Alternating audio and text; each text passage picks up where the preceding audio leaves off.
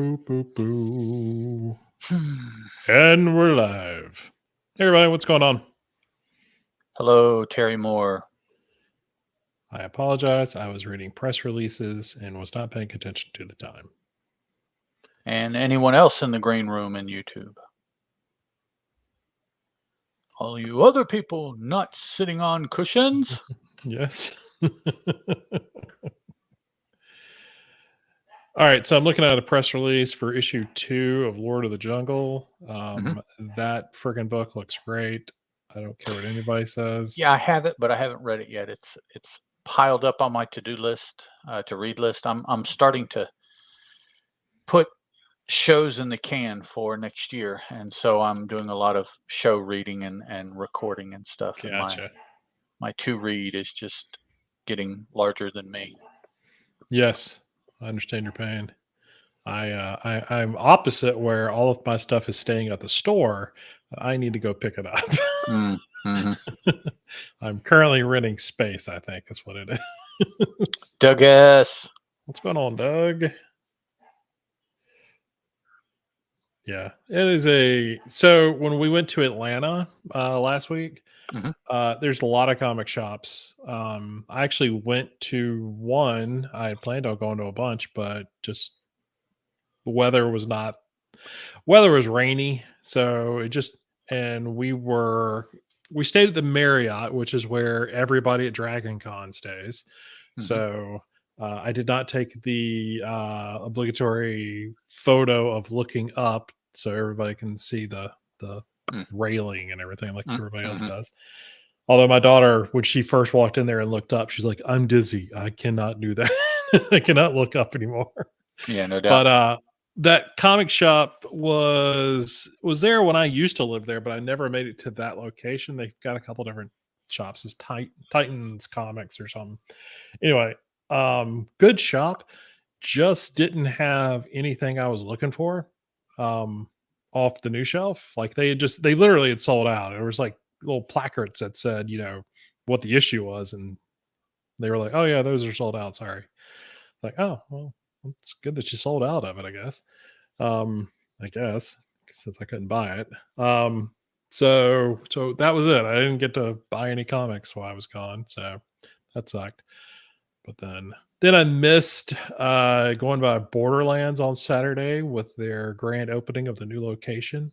Well, not new location. They moved from their um, location in Greenville to kind of down the road, not too far away, further away from Richards Comics. They used to be just like 2 or 3 blocks from it. So now they're in a new ginormous location. So Okay, not to indicate that I wasn't paying attention to what you said, but I think it's fucking bullshit that CM Punk is coming back to AEW. oh yeah, I mean he's coming back. The Elite are coming back at full gear. Well, the Elite and Kenny should come back. CM Yeah. Punk should not. He's a prick. He needs to go. Oh yeah. No, I get it. He just needs to get burned and go ply his ball game somewhere else. Mister, I don't like it, so I'm going to quit and try MMA. I Yeah. suck. I'm going to come back. Yeah, Yep. get out of here with that stuff, man. Yeah. I'm sure Talk it to was me about how all much wrestling means to you and all that. It's the paycheck that damn well means something to you, you bastard. I only wish I understood how you felt. Yeah. And you know what bugs me the most about him coming back to AEW? Hmm. We will not be seeing while that goes on Colt Cabana. And I like Colt Oh, for far sure. more than Yeah. I like Punk. Well, I don't know what Punk's got to do now. I mean, like I thought the whole point of him was coming back for like a year. Like he signed for a year contract and he was going to do his run and be the AEW champion and then that was it. That was kind of his thing. He was going to help, Yeah. you Help. know, Oh yeah, like AEW needs any help, draw man. draw Oh some crowd, or yeah, he needs whatever. to take that shit out of here. That's a bunch of crap. The I fact that will he say thinks AEW needs that help shows how out of touch he is. I will say WWE has been quite enjoyable over the last month or so, um, which I never thought I would say. Well, Like, they've got to tighten up to compete now. You know, I mean, they don't have the they're corner on the market. no, but I also feel like there's a lot of burn bridges Mm, and okay, mistakes that were made that are being amended to sort of right the ship under new and ownership, under new ownership. And I think there's some, I mean, it's not perfect by any stretch. I mean, there's right? still some cracks in there, but at the same time, I think there's been a lot of sort of, like I said, righting of the ship, and I think it's been good. We've seen some incredible matches on Monday and on Friday nights, Cool, and Mister Orr. Stephen Orr. And Exact- yeah, Doug. Sorry if I'm bringing too much tonight, man. I just I was hoping. I've been hoping the whole time that CM Punk would just I leave. was really surprised. Like, I knew the Elite weren't going Yeah, anywhere, no, and they were I coming knew back. that I knew that they would be gone for a while, Yeah. and then they would eventually come back. Now I am surprised that their very first back is going to be a strap match on a pay per view. That's a bit much to me. Yeah, But that I you didn't know, agree with, because I feel like the booking for that, there's a that's no I feel like the booking is there's gonna be so much hype that they're back that the booking will be that they win, and I hope Death not. Triangle It's does not deserve that. no, and the Bucks don't deserve that Oh, coming back, no. either. No. Hopefully, the biggest thing I hope for is that Kenny looks better than he did the couple times he wrestled before his time off, Wow. because he was still really beat up from all the work he had done. Dude came back too early. Yeah, very, very early. I am still overhyped to have been in Charleston, West Virginia, his first show back, and True, he yeah. looked about as 50-year-old dad bod wrestler as you can imagine. I was like, "What happened to Kenny?" Oh, he was just in a bad way. Yeah, he came back way too early. Oh Yeah. man, yeah. But I feel like they brought him back, or he may have wanted to come back solely, like, mentally he was ready, Mhm. physically he wasn't, and there's a way that you can be on the show without being in the show. Right, right. And so I don't think he knows how to do that. I don't think AEW as a promotion knows how to have, other than like Regal. But Oh yeah. Regal's not going to be wrestling. No, no. So the fact, but Regal has the experience of being that guy too. Right, So he knows how right. to handle that. And eventually we'll do the show, folks. I apologize.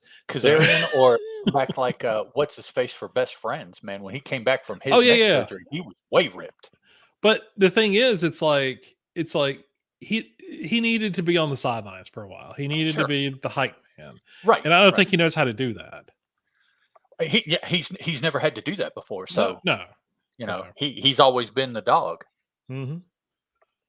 I did see a promo, an old promo from Cody Rhodes talking about the fact that no fan of Kenny Omega could name a Kenny Omega match that didn't have Okada in it, because or name a good match that Kenny was in. And again, I think this promo was probably at the beginning of AEW, or maybe it was even before AEW, Okay. when they were all doing New Japan. But it was like nobody could name, and I sit there was having to think. I'm like, well, at that time period, was there any other like early on Exactly, matches yeah. when he It's, was doing tag team and stuff? Maybe, but then I was like, no, I can't think of a single one. They all had Okada in it, and it wasn't because, well, no, it was because Kenny was good, but it was hilarious. It was a great old promo to watch, and I was just mhm. like, yeah, that's. I was just waiting for Cody to show back up. So we're back at WWE, I guess. So all right, let's let's do this show, I guess, this comic book thing. Talk So some comics. yo. All right, Steven, when you do the edits on this, we're about 12 or 15 minutes in. So, so we apologize. Okay, can I be that guy? Oh, you're gonna be that guy? Be Yeah. that guy. By the time Steven gets the file, he will have forgotten Oh, you just said that. mm-mm. Can I be that? I can't be that guy? That's Oh, not okay. nice. That's not nice, man. That's not nice. Okay, all right. So what we're doing is if you Word. I am see if we had Hmm, we have a very good small following of people that listen to us and watch us. Hmm. And that being said, yeah, I need to be a little better. Need to be a little better about that. So Well, somebody was telling me that they got, let's see, what was it, 152 and 153 this past weekend? Does that sound right? that sounds about It's- right. Yeah. And so that's 53, 50. They got 151 at the end of October, And I they think still hadn't posted it to the feed yet. was part of what the little birdie was telling me. So I was Oh like, man, dude, I hate the okay. fact that you two do shows without me. Oh, just makes me feel horrible. Starting to get to the point that I know too many people now. It's like, Yes, this mix is a little too mixed up. yeah, We need to start separating a little bit yeah. here. There are lines there. Yes. That, It makes Steven, it makes no never mind to me when I get Too the sweet. I'll edit the Too oh it's got sweet. it's got nothing to do with you, Steven. Trust me, it's got nothing to do with you. Oh my gosh. So this is my QT cup. So I got this in QT South. Marshall. So Wow. here in North Carolina, we have sheets. Mhm. Yeah, we It's do the up here. equivalent. Okay, so it's the equivalent of QT. Oh, okay. But QT is much better in my opinion. It's not Bucky's or anything like that. Don't get me wrong. It's like, a tenth of the size of Bucky's. Okay. But QT does have probably the better frozen Cokes, according to my wife. So Frozen Coke. Marshall. Marshall. Marshall, QT yes. Marshall. So but yeah, so it was nice to be down south a little bit so we could, I hadn't been to Atlanta since we moved away, I think. So it's been 10 years or more. Wow. Yeah. So wow. it was really and our when we booked our hotel, we screwed up because we didn't understand some dates. And so we needed to be down there a day early. So we couldn't book a day early after the fact. So anyway, so we ended up staying in Lawrenceville, which is where we used to live. And it was great. I remembered Karen drove in. It was at night when we drove in, but we remembered everything. It was the only thing Karen forgot was the exit number, and the only reason I remember the exit number it was because I was trying to find the Mexican place that we were going to go eat dinner at. That was one of our favorites. I was like, "What is that exit again?" So by the time I stopped looking at my app to see what all that was, she was getting ready to take the wrong exit. Mm. Take an earlier one. Okay. She still could have got there, but it was going to be way longer. Anyway, so I was just like, "Oh yeah, we take this one," and so we went there. And just as soon as we get off that exit, it all came flooding back. I was like, "Oh man, this place." Stephen has a request. Can we take a moment of silence for Superman? Today is the day he died. Oh, is it? 30 years ago, 40 years ago, 30 years ago, whatever it was. So I'm curious because I haven't had a chance to get it, but if anybody's picked up the new book that came out. I think last Stephen week? has it, but I don't think he's read it yet. Okay, because I know it's supposed to have like new stories in it, Mhm. and so that was one I was wanting to pick up to because I was a big fan of. I was reading Superman at the time that he died, so Well, yeah, you gotta listen to my boy's Death of Superman show, man. I know, but I've also got to pick up that book too. It's so I just want to check it out because it's supposed to introduce new characters and all this other stuff. Mm, I okay. don't want to read Superman, but I feel like if I do, I'm going to end up reading because of Y- that. So Yeah, you may get into it. Yeah, yeah, yeah. so it's that. Do I want to? Yeah, maybe. Anyway, so I'm Team Doomsday. Hey, Doomsday shot first, man. He did shot right from space, There we right go. into the Earth. Mixing fanisms there. Yes. All right, so let's get started Uh, now. All right. So you won't remember this, Stephen, but it's 18 minutes in. So Superman had it coming. He knows he did. He knows. All right, what episode is this? 154. Cool. All right, in 154. 3, 2. Hey everybody, welcome back to Comic Addiction. This is episode 154. I'm one of your co-hosts, Chris Parton. With me, as always, is Mr. Ed. I'm too snarky for my own good. More. Keep Punk away from AEW. That's my beef. It's not going to happen. I It's know. not going to happen, man. He knows who he knows where the paycheck is, and he's going to say just the right thing to make sure he gets that paycheck. Well, it's just funny because the longer things go, the more AEW is not what their slogan was when they started, and that's just disappointing. True. It's very true. All those former WWE stars. And it never ends. It's They just WWE keep on Junior. coming. Yep. Basically, yeah. They're like, hey, look, oh wait, I want to Yeah. go back now. Can I go With, back? Oh no, I'm signed to a contract. No, Oh, yeah, you have to. I'm gonna get injured for a couple years. Who is it? So- Malachi. Now the latest one is Saraya No, with her I don't think Malachi never is- wrestling again. Yeah, I don't think Malachi is gonna. I think he's definitely staying at AEW. He's made that pretty clear. Yeah, it's my understanding it's a time off, almost like it'll be added on to the back end of his contract Yeah. that he will, fulfill however many years he's got to do. He's just taking some time off now. So I think he's trying to make up for the fact mentally and at home, the fact that his wife is back at WWE as a manager again. Yeah, So yeah. Yeah. So anyway, that Saraya thing kind of frightens me.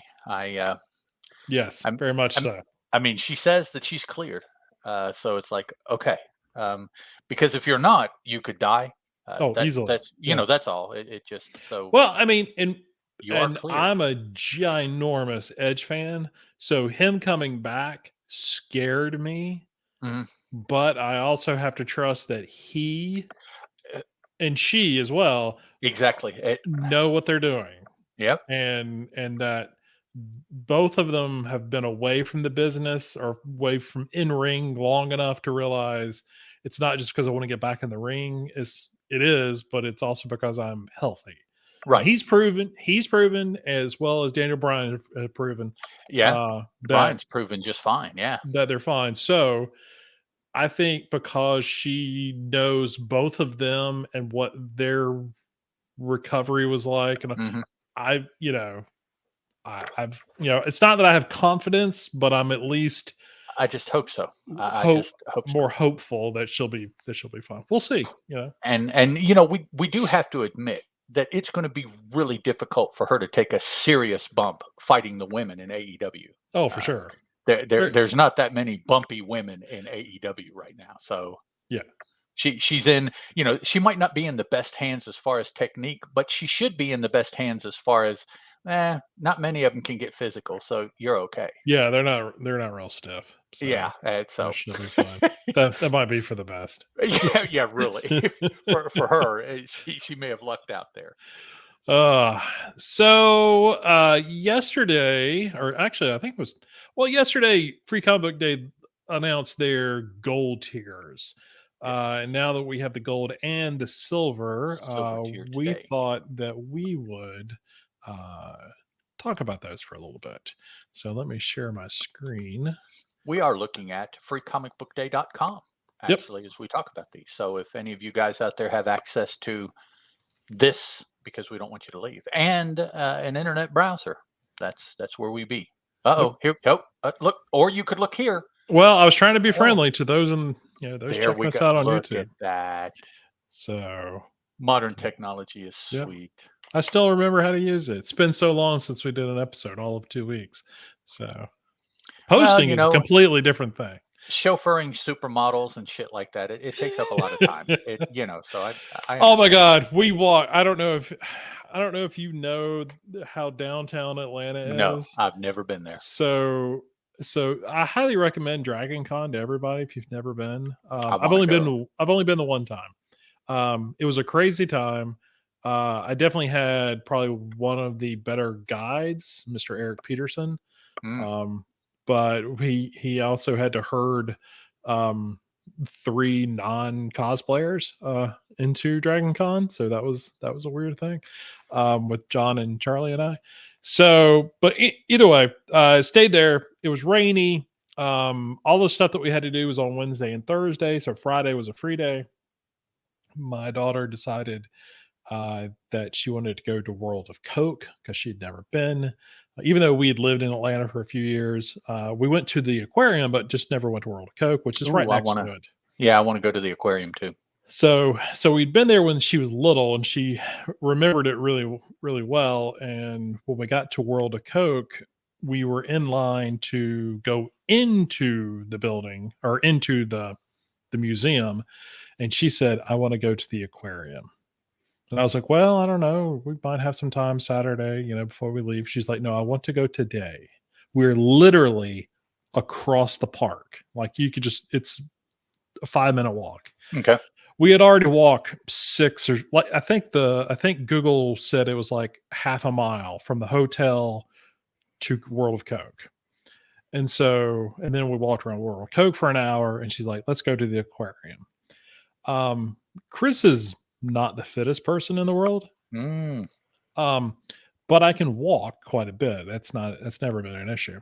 The problem is when you walk half a mile and then you walk for an hour and then you go to an aquarium, a walk for an hour and a half. And then in the back of your mind, I still have to walk half a mile. Yes. You still have to get back. Yeah. In the sprinkling rain and everything on top of that.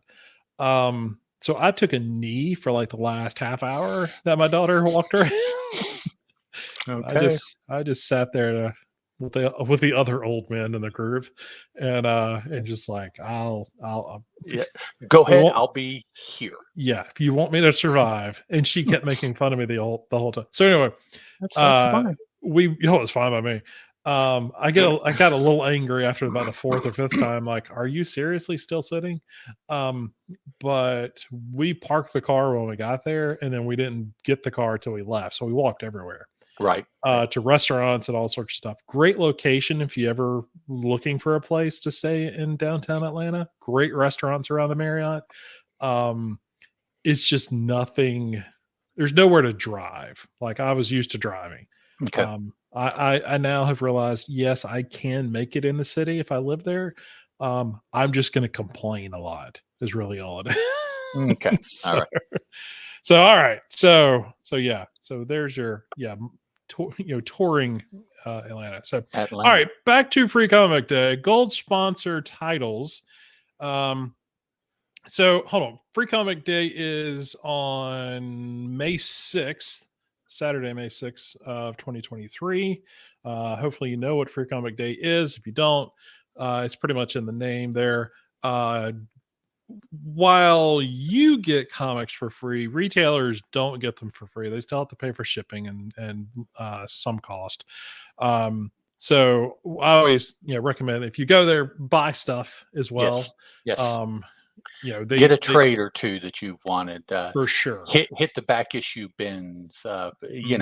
Kind of spread the love and do a couple things here and a thing there, and buy a couple new issues so that helps them with that part of their business. And just and if you're really in with the store, go ahead and sit your ass down over in the corner and record a podcast or two while you're there. I mean, it's such a great idea. Come on, man. The very first podcast I was ever on, the host of Nerdy 30s walked up to me while I was standing in line to get free comic books one Really? day and asked me, have you done this before? Are you aware of what it is and everything? So yeah, that was the very first podcast. That was way before my sultry tones ever hit a podcast.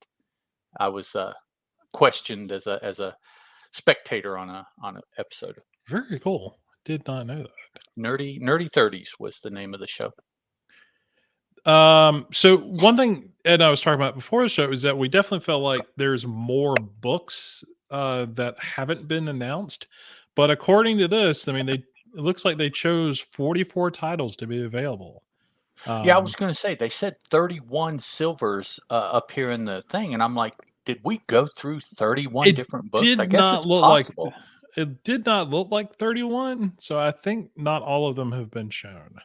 No, but I mean, if you count the rows, there could be 15 rows of 2 there, which would be 30. So 1, 2, 3, 4, 5, 6, 7, 8, 9, 10, 11, 12, 13, 14, 15. Yeah. Sure enough, there's 31 listed. Wow. That's wild that it just did not feel like that many. No.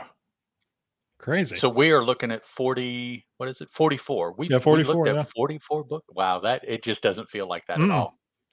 So, not to talk about each and every one of them, but it is a pretty decent selection. I mean, there's a horror book from Archie, which is always cool to see them do.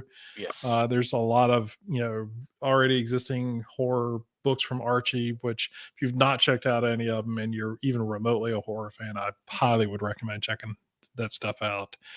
Dark Horse with an Umbrella Academy and Witcher book, because both of those are Netflix series as well. So you can, trying to jump in on that.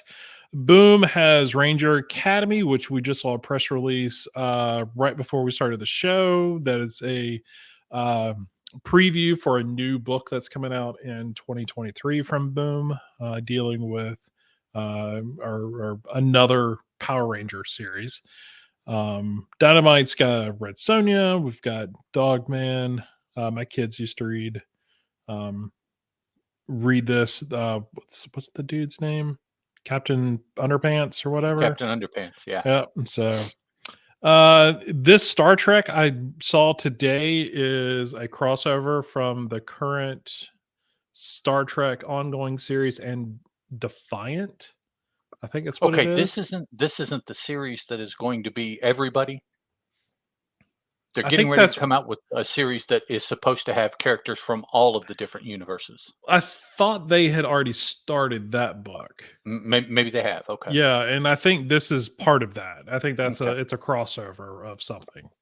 So, and then Jeff Lemire's new book, Fish Flies. We get a preview of that. An all ages sampler from I never can pronounce. Is it Kodansha. So they've got a sampler there. Marvel's obviously got theirs with Spider-Man and Venom. Another X-Men Avengers dig. And then Conan, which will be which I'm excited for. Titan Comics will be publishing. They've got the Conan license, so Zeb Wells will be writing that series sometime in 2023. So I'm looking forward to checking that one out. And then Viz has got, how do you pronounce that? Shojin X. So is that something that you are aware of? That I have seen the name thrown around, but I have never read any of it. Okay. But more to the point is Rooster Fighter, which I have read, and it's very good. Yes. Yeah. And you can't see that with the cover, but yeah, Rooster Fighter. And yeah, if you go back probably about 5 or 6 episodes ago, Ed had reviewed that. So talked about the first volume of Rooster Fighter. Yep. And then silver sponsors, Ablaze, which we've talked about a little bit. Actually, we'll talk about one of their books tonight. But not this one, but Animal Castle's out. Princess List from Action Lab. Fright Night. Arcana's got a book. They're Arcana we don't see a whole lot of, but they used to publish Not a lot anymore. of stuff. But yeah. Met Cadets, another Boom one. This is also tying in with the upcoming Greg Pak Netflix series Met Cadets, which is based off of the Met Cadet U series. Is that right? Mm-hmm. So let me also thank you for saying his name correctly? Who? Greg Pak? Mr. Pox? Yes. Yeah.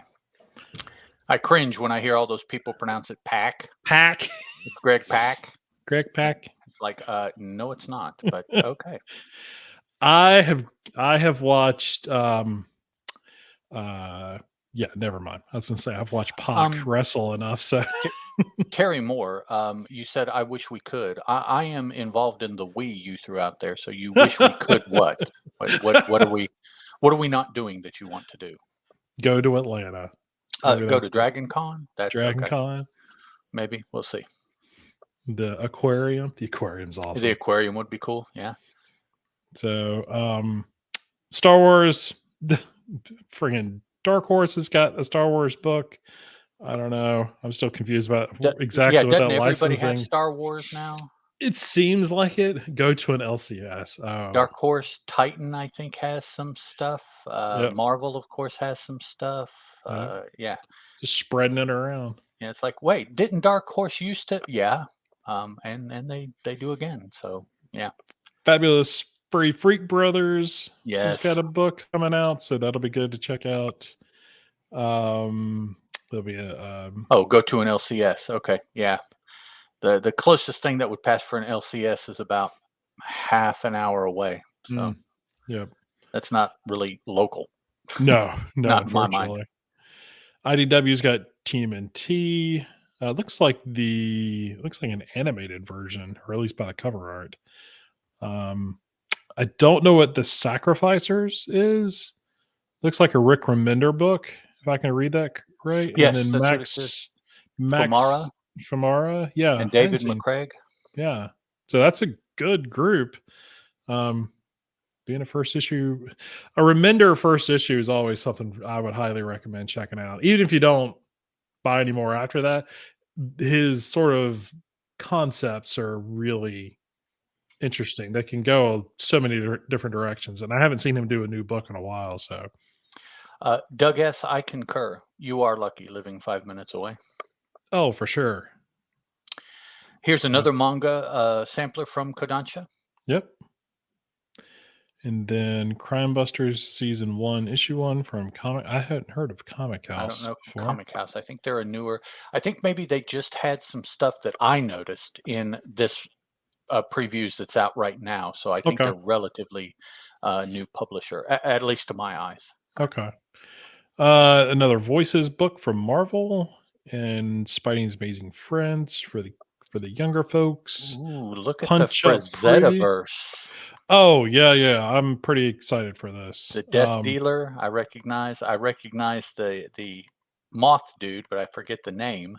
Yeah. And actually, I recognize the female too. So, yeah. So she's got a new book. I think the first issue comes out in a couple weeks. Or it's about to? Yeah. Yes. Okay. So I've pre-ordered the first 2 issues of her new book. Okay. Just to try it out.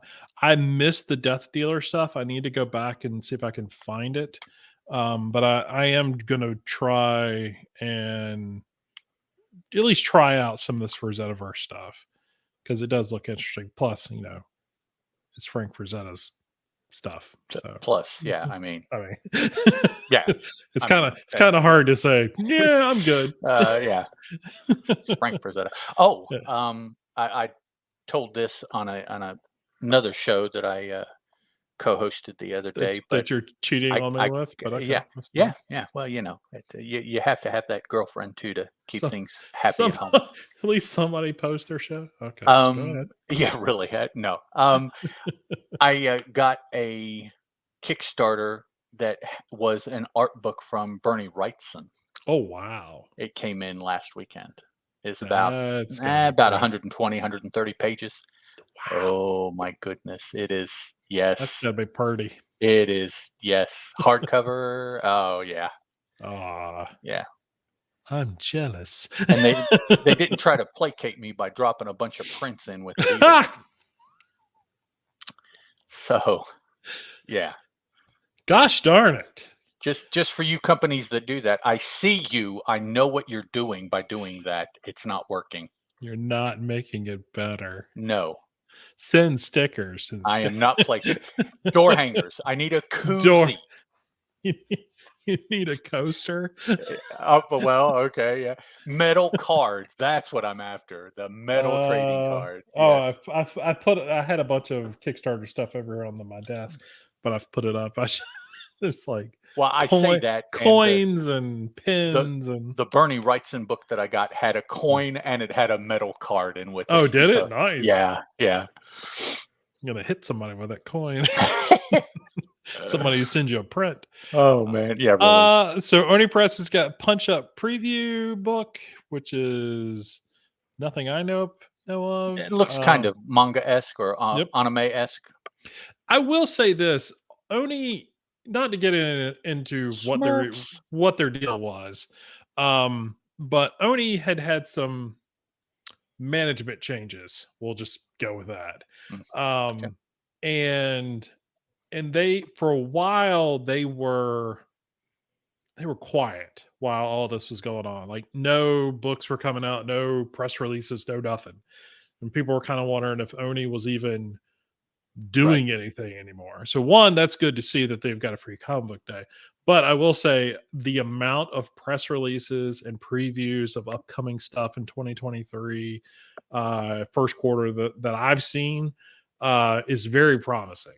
They've Cool. got a lot of stuff coming out, not just reprinted stuff, like new stuff that's coming out, new graphic novels and all kinds of stuff. So that's promising. So if you were a fan of Oni, just the type of books that they were publishing, even as early as this year or earlier this year, I mean, don't fret. I can't speak to quality because obviously I hadn't read any of it. Right. But I mean, but I do want to say it definitely seems like things needed to be still so they could sort. And now that they've sorted for good or bad, because I know a lot of people lost jobs, they are producing again. So, or will be producing again. So that's at least promising from a publisher's point of view, and creator point of view, because they're getting their books out.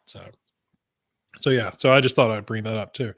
But yeah, Paper Cuts has got 65th. That seems like it should be older than that. 65th anniversary of Smurfs. 1958. So Aki that sounds DeBleek about will right. be happy. Yeah, he will. If he can, yeah. Anyways, okay. Augie is a bit confusing sometimes, and at times, yes. both what he chooses to say and how he chooses to speak about it. So yeah, I have not paid attention to his podcast lately. So he does not have one. oh, okay. Well, there He you go. has not dropped an episode of that in quite a while. I'm Okay. talking about Twitter, which is his oh yeah his new method of getting across information, apparently. So I need to go back and see what's up. yeah. Haven't been paying attention. And then we got Sweet Valley Twins. Rebellion's got 2000 AD, which is always a romp. I'm interested in this 10-speed press. I Am Stan by Tom Sicoli. I think that's how you pronounce it. A graphic biography of the legendary Stan Lee. So I know nothing about that. When we were going through this earlier, I was like, that looks like a book I would check out. So. It's very interesting. He is a permanent when he wants to guest on Cartoonist Kayfabe, and I have not heard him mention this book. Oh wow! Okay, he's on there a couple times a week, one out of every 3 weeks or so. Something like that. I mean, he's pretty consistently on there. I'm curious if now that this Free Comic Book Day issue is out, at least right, announced, word is they'll start talking about it. Yeah. Maybe he couldn't say until this. Yeah. So maybe. RuneScape from Titan Comics, which I've been hearing a bit about, so I'm kind of curious on where they're going to go with that. Tokyo Pops Nightmare Before Christmas. I may pick this up for my daughter. She's now she's never read a comic book in her life, but at the same time, she really likes Nightmare Before Christmas. So, well, from Tokyo Pop, you could make the argument that this isn't really a comic book, so she's true. Okay. Yeah, true. So, yeah. Well, I'll take that back. She was, when she was younger, huge fan of Owly. Oh, okay. So has a number of Owly books. Those aren't comic books either. Well, true. Those are trades, typically thicker. Yeah. We've got a couple of trades for that. Met Andy Rutan. So she got her book signed by him and stuff like that. So Must have been at Heroes. it was at SC Comic Con. Oh, It was at it? the Oh, very okay. first one. Okay. Yeah. Yeah, he typically shows up at Heroes. Yeah, true. Street Fighter from Udon, Shadowman Dark Legacy, Valiant, which my son will be happy for. He's a huge Shadowman fan. This is all personal. This is all Free Comic Book Day. This is Is that just for Cullen us. Bunn doing that? Cullen Bunn, yeah, he has been doing it. Yes, I don't see him on there. they don't have anybody listed. Yeah, Okay. So, Okay. but I'm assuming he's doing the current series and he's doing the Shadow something or another. Their team up book. Yeah, so he's doing that. So I'm assuming he's going to stay in those. I mean, that's his bread and butter right there. So based off of everything that we've read from him, that is his genre. So, oh yeah, for sure. Vault's got their West of Sundown, which if you've not read that series, I've read the first 2 issues, really, really good. So I would recommend picking up that. And then Viking Books has Last Comics on Earth. And then Viz Media has Animal Crossing, a game I've never played. So I don't believe I have either. So there you go. So yeah, there's 44 books. Again, you can go to Free Comic Book Day right here, Free Comic Day. Go to their website, click on, actually it was right there on the front page. And then you can check out all the stuff for yourself. I'm sure this little video will give you, it says full lineup. They'll break it down, may give you a little more information than we knew going into this. But yeah, so there you go. There you go. Whoop, wrong camera. There we go. There you go. All right. So do you want to, we're not doing FOCs because we aren't inspired. No. Nope. Doug apparently has read West of Sundown. Says it's really good. So. Cool. See, anytime that you and Doug or I and Doug both are in the same lane, I mean, I honestly feel like it's a good book. We see why Doug listens in on the show, man. Yeah. So he's here to validate us. He is one or the other. Yeah. He picks one for that evening and he's like, you have been selected. You are the lucky. That's it. You are the chosen one for this episode. So you I will support, and you I will support, and you I will. Yeah. So works for me. That's my Oprah impression, bad as it is. All right. So we got a preview for a book that actually came out last week from Ablaze from Mark Russell. It is called Traveling to Mars. It is the first issue of 4 issues. I think it's 4 issues. So, but we got a copy of that, and unfortunately, we didn't do the show last week because I was traveling. So, we wanted to talk about it tonight just to make sure that we got it. We talked about it because I do think it's an interesting story. I'm not 100% sure I like the. Just don't bring up CM Punk, Doug, and you're good. Just trying to stay on Ed's good side tonight. You can like Punk, but you can't like Punk on my show. You can like him somewhere else. That's fine. I'm not going to take that away from you. You can go to his other show and see if you can like it there. I'll give Chris the nose here, and he'll say Doug bump, and that's it. So yeah. I don't want to accidentally ban you again. Yeah. That might happen. Shadow ban. Jeez. I have gone back to watch that segment on the YouTube video, and there was panic just because I could see it in my eye what I was doing without making comment of what I was doing. But then there was sheer panic when I was like, "Oh God, wrong. I lost Doug." Yeah, you're like, "Oh, I didn't mean to. Hang on." I know. It's like I'm like throwing a life like he was drowning in the no doubt. Yeah, the Titanic, one of those round life preservers. Yeah, I was like, I am so sorry. Good times. Good times. So yeah. So let's dive into Traveling to Mars. I was going to try and pull up the credits. As you said, this is written by Mark Russell. The artist is Roberto De Carmeli, I believe. The colorist is Chiara Di Francia. Francia, I believe. Letterer is Mattia Gentili, I believe. Logo and book design is Fabrizio Ferrocci, I believe. And there are 1, 2, 3, 4 cover artists, it looks like. So there's Yeah. several variants also. And if anyone out there or any of these folks are listening to the show and I did indeed butcher the name like I feel I did, please let me know and I will make the correction. It's Yes. a tricky thing. Yeah, you walk that line, Doug. I understand, man. It's a fine line. Yeah. So, we excuse me, find out that our protagonist is Roy Livingston. That's his name. And even before we see him, we have a self-portrait here on the first actual story page. I like that he needed to actually write down self-portrait. Okay, yeah, I guess that way. I don't know why you would write that in. That's why I said some of the execution. your- I'm like, okay, but Yeah, I don't know. Okay, I'll be honest. This is all right. No, okay. no, lie to me, please. Yeah, I read the book. I can see. First of all, overall, I don't have anything against the book. There's Okay. nothing that I dislike per se about the book. The art was beyond serviceable. It was Right. it was good. Yeah. The writing, the plotting, the scripting, whatever aspect was solid. Yeah. I didn't have issues with that. I have issues with the type of story that this is. Okay. The individual that is beyond redemption, seeking redemption. Personally, there typically comes a point in time where I write people off, not in a bad way, but Mhm. just a move on past them way and let them go and do whatever it is they're going to do without my notice, because my Right. notice doesn't do anyone any good any longer.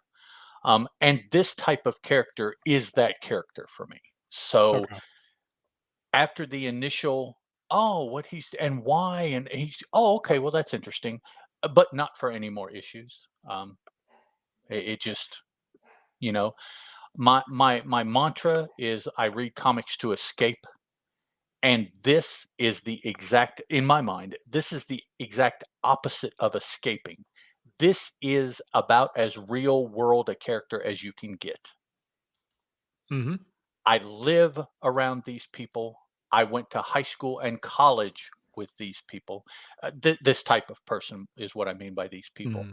So I work at Mercer County 911 because of these people. They keep me in business. True. So, all of that real world, the very last thing I want to do is pick up a comic book to escape into a world where these people are the main part of the world. So Right. there was nothing wrong as far as I could tell about the book. There were probably even aspects of the storytelling that were above me or beyond me, because I understand that Mr. Russell is a very uh, not necessarily tongue in cheek, but a very I'm not sure what the word is I'm looking for, but he writes satirical almost. Yes. He writes about real world in almost a very tongue in cheek kind of way, but everybody knows it, so it's not really Right. tongue in cheek. He is Yeah. just expressing his thoughts and perhaps the thoughts of what the majority of people not involved think as well, Hmm. about whatever the topic is he's chosen. And I'm sure there must be some topic like that here in the book. I don't know enough real world stuff to really know. Some of it was obvious, what they're doing to the planet and things like that. Right. Yeah. But as far as that, I don't know. I won't be coming back to another issue, Mm-hmm. not because of how anybody did, or because I'm, insulted or anything like that. It's just this is 95% not the kind of book that I read in comic books. Right. Yeah. And I So mean, that's true for a lot of people. So you're not alone in that. So the the concept of this takes place was a 2048 or something like that. The Mm, mineral deposits of the world are at a all-time low, obviously. oh, um there has been, due to the Mars rover discoveries on Mars of mineral deposits that would help the earth, and so all of the spacefaring, countries who can send a ship to Mars are working toward, sending not just a ship to Mars, but sending a person to Mars to lay claim to the mineral deposits, um, basically planting their flag. And mu- there's much as the age of exploration, with right, all the European countries sending out ships, and as soon as somebody sets foot, I claim this in the name of, right. yeah. So they, it's a struggle to figure out who to send to Mars, because it's a one-way trip right now. And so this company group, we'll just leave it at that for right now, because I think that was sort of the, oh, because like Yeah, that was it was hmm, weird. okay. I get it, but it was weird. But they went through like insurance, and found, cancer patients, terminal cancer patients, and found Roy as the perfect candidate. He has a rare cancer that, in the weightlessness of space, or low gravity, his cancer would stop growing. But as soon as he gets into, Earth's gravity or any kind of gravity, then, then his Yeah, cancer picks back up. So that that kind of caught me off guard. Under Earth gravity, okay, but what about the isn't, ship's anti or yeah, artificial artificial gravity, gravity? isn't Yeah. the concept the same? What about I- the gravity at Mars, on Mars, even though it's lesser? It well, they said once he got to Mars, then he would start to his Okay, cancer so would start Mars back and up. Earth, but Yeah. not artificial on a ship. Yeah, I didn't. Okay. There was an explanation for that, and I just was No. like, okay, we're going to kind of roll with that one, I Yeah, guess. the physics Mm. kind of is curious to me, Right. there. So But so he gets so the idea is that he'll go to Mars. This company is giving his family, like $10 million, for his sacrifice. now we don't Um, know who his family is, right? right. Yeah. We He just know that he's going to be he they're going to be given 10 million. he's a single dude Yeah. right now. Um, he never speaks about his parents. Oh We no, he does. He oh speaks a lot about his it's his mom that's going to get the money. oh, his mom is His still alive. his mother's or his father's dead. Dead, He right? died when he was younger. Oh, but mom is still alive. Okay, Mom is still alive. so he's doing this for mama. Yeah, because at the very end of this thing, he realizes, oh, I didn't tell anybody goodbye because I didn't think it was worth it. No one's going to care that I'm going to die because no one's been around. He says he hasn't even told anybody that he's even sick Yeah, at that this he has point. cancer. So So once okay. he got onto the ship, that's when he was like, "Oh crap, I need to tell my mom goodbye," but it was too late. So, um, so yeah, so another thing is, when he gets to Mars, how is he going to die? Mhm. They basically have told him, you can die any way that you want to die, and he was gonna like, oh well, I'll just, when I get there, I'll just sort of explore around Mars for a little bit, and then I'll just take my helmet off and die. They were like, no, no, no, you don't want to do that. Yeah, they're like, no, Yeah, so that your innards will boil and slowly, and you'll die right. very, very painfully. You'll You know, boil from the inside out. they're like, so that's not a good idea. So he's like, oh crap, I hadn't thought about all that. So he's going to figure out some way to die once he gets to the planet. But anyway, so this Oh, is yeah. Okay. what this is what this whole issue is. We do find out that the company, because he even doesn't, he just thinks it's the government. He just thinks Right. it's, Yeah. Just yeah. The space race, and so they're apparently looking it's for a somebody. uh artificial meat company. Yes, the that Easy Beef Corporation. right. So it's a fake Imitation meats. imitation meat. That's a Yeah, there we go. so they're the ones that have hired him to do this. So that's weird. So what Uh, is imitation meat? Is that's not spam? it's not spam. No, it's like It's plant-based. not beef jerky or Is it Slim like Jims. it's like an Is Slim Impossible Jim one of those? Burger? Yeah, I don't know. I don't know. Is it a Um, Slim Jim? Doug saying there, payment for the family reminds me of Six Gun Gorilla. Yeah, kind of. Oh wow, yeah, it does. I see that. That's a size Spurrier book. That's a nice cut there. Yeah. So Yeah, well, I don't know. Is a Slim Jim artificial meat or is it real? I don't know. And I'm not trying to be mean. I've I stayed away just from those most of my life. I've eaten them, but I never paid attention to what it was. Oh yeah, I mean I've eaten it when I'm younger, but yeah, I have no idea. I just Uh, wanted a Slim Jim. I didn't care what it was made of. you want to snap into a Yeah. Slim Jim? Oh yeah. Oh yeah. So It goes uh hand in hand with how we started the show. yeah, exactly. And we can just end the show right there. There we go, full There, circle. there are a lot of 20-year-olds who have no idea what we're talking about. They're like, Nope. there are a lot of 30-year-olds that don't know what we're talking That's about. okay. That's okay. Look up Slim Jim commercials. You'll see. So I'm gonna nitpick Okay. on this. I mean, there's I don't say there are holes in this. I'm not sure how I feel about the story itself. Um, like you said, art's great. The construct of the writing and pay, all of that's fine. It's just I'm not sure I'm super excited about the book or about the story or whatever. I don't know where you can go with anything. Like it's just like okay, we know he's going to get to Mars apparently. This issue ends with him, still in space traveling to Mars. So maybe something happens. I don't know. Mhm. Maybe when he gets to Mars, he finds out it's really inhabited. Who knows? Um, so there's all kinds Wow, of that would be messed up. I bet he meets somebody. I bet somebody's already there. Doug. I finally got a Got a wrestling wrestling reference. reference. There Yeah. you go. Yep. We're trying to hit it all those demographics. Been jonesing for it. Yeah. So yeah, I mean, yeah, it could be like another country has already sent somebody there. Right. Yeah. So all kinds of possibilities. So there's some curiosity there, but I just the one thing that I'm finding it hard to believe is the fact that Stevie Ray Vaughan's hat Mm. is no longer on Earth, and it's going to Mars. Like Did, that was a weird thing to do. did that not look like a Stevie Ray Vaughan hat?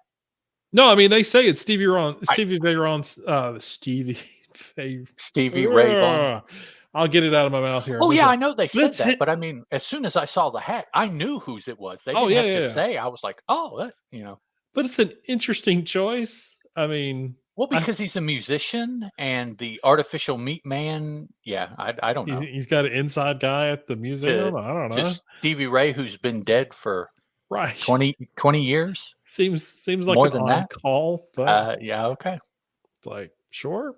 But yeah, so there's that. But yeah, I mean, I don't know. I mean, he seems like a likable enough guy who's just trying to I just want to die. Like, well, that's not fun. I don't like that story.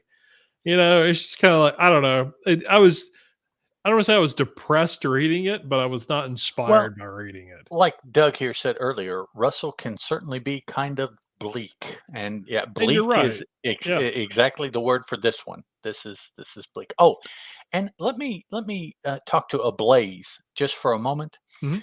Switching right into your 10-page preview of another story, Holy it cow. it was rather jarring the way you chose to do it. There So was no to be let's continued or let's try anything. to fix that in other books, because I I've read The Boogeyman, the first issue of that. But it still took me well, a couple of pages before I was like, I knew I wasn't in traveling to Mars anymore, but I'm like, what the frick but just happened? yeah, this kid could be something. And advertising at the bottom of the page was done in the 70s in Marvel. So Yeah. just because it's there isn't necessarily your trigger to say, oh, this is that. No, yeah. So you guys have to work on your break a little bit. Don't bait and switch me in your books like that. That's Yeah, not cool. that was definitely a neck breaker for sure. Um Now, Boogeyman #1 is a good book. I do highly recommend it. But yeah, that switch, I was like, there is like no like to be continued. There, I mean, the scene is oh God, I need to tell my mom goodbye. It's too late. And then Boogeyman preview. I'm like, Mhm. I'm like, oh, okay. Now again, we're looking at a PDF that they sent us. Maybe the print copy is a little different. Maybe. Maybe not. So either way, but yeah, I don't know. I might check out the next issue Nah. just to see what he finds when he gets there. I think I've got a little curiosity there. I do like Mark Russell's stuff, um, for the most part. But you're right. It kind of is the kind of depends on what the subject matter is, whether or not I Mhm. like it or not. So I'm not completely out of it on here. Now, if I don't like if I just totally forget about the next issue when I just miss it on the shelf or whatever, I don't think I'm gonna miss it. B- Try to go back and get it. Yeah. Right. But if I do see it on the shelf, I may pick it up just, if it's a slow week for me and see what's up with it. So And I will say, I do listen to a lot of podcasters that are big fans of Russell's work. mhm. So, um, Flintstones, was that one of the big books he did Yes. over at Yeah. DC? I read that. I got what he was trying to say. Each book almost was a different topic. Mhm. Um, and I got it, and it was okay then because it was new. But that's not the style of writing that I want to get from somebody every time I pick their stuff up. Right. So, Yeah, I get and I that. think that's where I am, because it was Flintstones, and then I read, was it Snagglepuss? Yep. But I yeah, he read did that, that. Yep. and it was, and so I was like, okay, I'm good. I see, what you do and how you do it, and okay, I got my fill. I'm all mhm, right. Moving yeah. on. Alrighty. Well, that's enough of that one. Let's dive Uh, into some other. Oh, and no, you all of still that got more. being said, I do want to thank Ablaze for sending us the preview of that. Oh, for sure. Yeah. We appreciate that very much, and I wish that just things had aligned that we could have gotten to it Yeah. before it came out, as you probably hoped we would. In looking at when you sent us the preview copy, Yeah. things just worked out the way they did. Now, rather than being an early voice, our voice is just yet another one of the people that have reviewed the book after it's come Yeah. out. So that's the way it goes. Yeah. Unfortunately. All right, so let's dive into some other books that we have been checking out. Do you want to go first? Or you want me to jump into it? I'll go first. All right. Uh, My first up is a book entitled We Are Scarlet. It is currently coming out from Red 5 Comics, Mhm. though I initially ran into it via a Kickstarter. Uh, Oh, neat. the reason that I am reviewing it now is because I see that it has been coming out from previews and has been solicited. And I just got the digital copy for issue 3 of 4 issues. So they just are fulfilling their third installment of this story. Okay.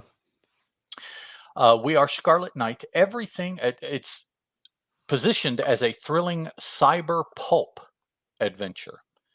The pulp I get, the cyber, I guess because it involves a portion, excuse me, of moving into the future and a futuristic situation. So I guess that's cyber, although there aren't really cybernetics or anything like that per se.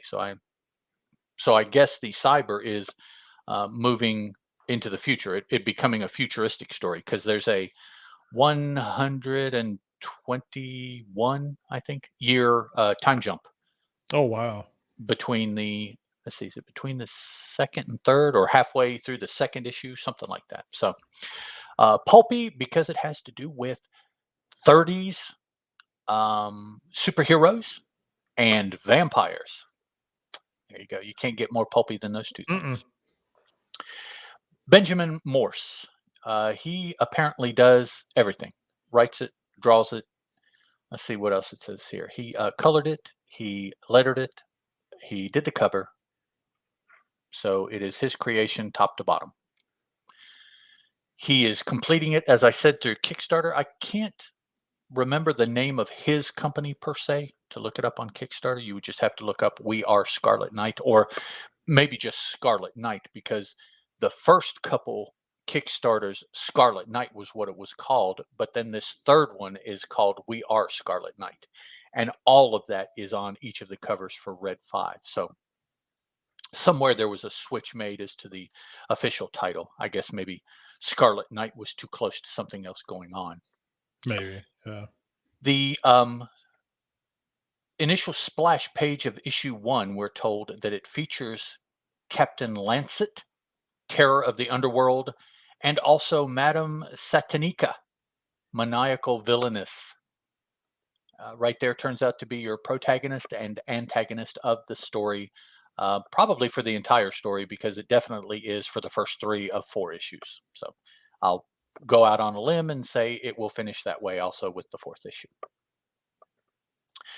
Captain Lancet is a classic 30s crime buster with a dark secret. His town, Old Manhattan, has been grappling with a series of gruesome attacks from the vicious Scarlet Twilight cult and their mysterious leader. But every night, Captain Lancet gets closer and closer to locating the cult and identifying their mysterious leader. Why he has chosen to use the name Lancet, I don't know. I don't understand why that nom de plume or alter ego, because he is somebody else under the uniform, and he is a very famous and well-known somebody else under the uniform. Mm. So I don't know where. I would have to do some digging. Lancet is has something to do with medicine, and I don't know if it's the name for a type of blade or a type of knife, like a scalpel or something like that. If it is, I could see where it would kind of go along with what the character is. But Mhm. so in the first story page, we have a nice view of Lancet holding a couple guns, a la a 20s or 30s pulp figure. Nice color. The twin leather holster on his waist there. That is Lancet right there. Yeah, and I wanted to make sure I got this preview, so I wanted everybody to take a look at that. That art is amazing. Yes, it is. It is very. It is beyond solid. It is some of the better Kickstarter art that I have seen, Mhm. and that is said as somebody that doesn't have a pencil art bone in his body. So take that with as much grain of salt as you need to. But I have seen many more Kickstarters that I wish looked this good once I got Mhm. them and looked through them. I've seen a couple that are better also, Bernie Wrightson, I but was gonna say, that's yeah. well, okay. It's a little hard, yeah, to Yeah, compete there. that's a big name there. It's kind of unfair. Sorry about that, Mr. Morse. I do like your artwork though on the book. So yes, Lancet is trying to take down the Scarlet Twilight gang, who is they're in the news more and more as time goes on. Responsible for this and responsible for that, and so there it's a group on the rise as far as the underworld. We first meet them when Lancet kind of narrows down one of their geniuses, one of their scientific geniuses that is up to something. He finds his lair and he goes to bring the man in. Now, Captain Lancet has an interesting style. Whenever he faces someone down, um, he is of the physicality that really you're not going to beat him. He doesn't let you know that up front, and most people that he meets do not know that, because when the final confrontation, they are either put down for good or they go away so word doesn't get out. But he is um, he's not invulnerable, but he is, as the Tick used to say, nigh invulnerable. Oh. So he goes into a situation knowing that he has nothing to lose. And he gives the bad guys multiple opportunities to turn themselves in and change their ways. Verbally, he says that, you know. Um, and they'll whatever, they'll hit him, stab him, knock him, throw him, whatever. And he stands up. And like in the Captain America movie where Steve says, "I can do this all day." Mhm. Well, he says, and he gives them another time a chance to turn themselves in that same kind of situation. Oh, okay. Until finally he realizes, because of the number of times they have come at him, that they're not going to. And typically at that point, there is a final solution that he is able to use. That it's like, okay, but every opportunity.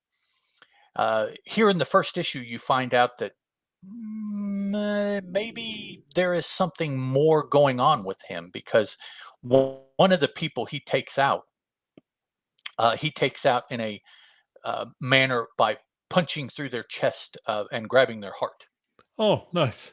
right? After having been exposed to a poisonous gas. Now this is the thing. Those guns that he has are fake. They Mm. emit light and fury, and they signify nothing. If I can use another quote, I'm just full of quotes tonight. He gets trapped in a room that gets filled with poisonous gas by the evil scientist, and he uses his guns, and then he escapes the room, presumably because the guns did something to neutralize the gas and it didn't affect him. Well, he comes out at the end of the first issue and says, well, no, actually, the poison gas would never have hurt me anyways. The guns are fake.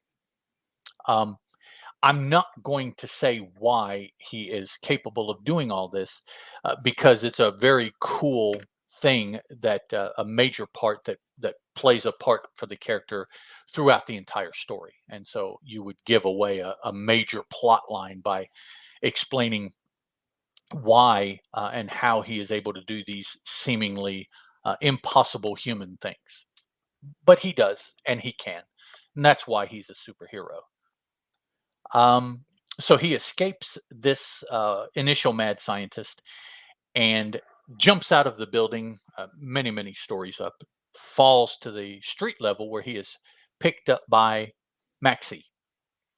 Now, his and Maxie's relationship reminds me of Doc Savage and his chauffeur's relationship, Oh, okay.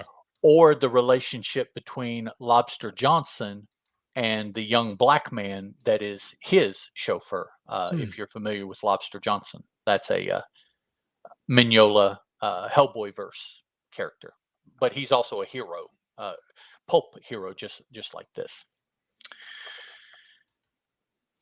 He attends a gala because a particular reporter is going to be there. He knows covers these types of things. And he feels that this reporter is somehow connected with the Scarlet Twilight gang, and so that's going to be his into the inner workings and final defeat of this newish gang that's on the rise. Well, he goes to this gala and finds out, no, actually, she's just a reporter. But a woman that is in attendance asks her thuggish bodyguards to gather up this gentleman's alter ego and bring him to meet her. And so now he's like, oh, so maybe she is the one that I need to see and not this reporter girl that, yeah, it turns out she's just a reporter girl. So he goes up to meet this dilettante, but finds out that she and the entourage that was with her have been killed. So, yeah, no, she must not be the end I'm looking for either. Tracks down the killers who are involved in the Scarlet Twilight gang. And actually, the person responsible for killing the dilettante that he was going to speak to is the head person, he finds out. So, almost inadvertently, although I suspect that they have knowledge of him and his alter ego being Lancet and drew him out, although it's not, to me, it wasn't necessarily obvious that way. Some things are said later on that if that is the case all the way from the beginning, it would answer some questions, but there's no indication that that's the situation. But it is another femme fatale, alluding to the high pulpy factor in the story, and she exposes the fact that she knows a little bit more about him than he knows about her. Her end plan is to raise something, either to call down a god or to raise a demon or something of that nature, and it involves a blood sacrifice. Isn't that how it always works out? Those femme fatales in the In 30s that, I was gonna say in the 30s, it's were always always, yes, chthonic or a yes, Cthulhu-esque, or yeah. but it's great. It's always great. The god that she, or the demon, whatever he turns out to be, I believe he actually is going to turn out to be a demon, is awesomely designed. If you look through the preview, Chris, I think near the end, what am I looking at? Page 21 or 20, 21 is when he finally appears, and you can tell that he's a blood demon, but I guess the rest of him really is pushing that cyber portion of the cyber pulp description. And so he's one of the more interesting looking creatures I've seen in a little while. He's very humanoid, but what he's got on and his Oh wow, yeah. yeah, it's really really different.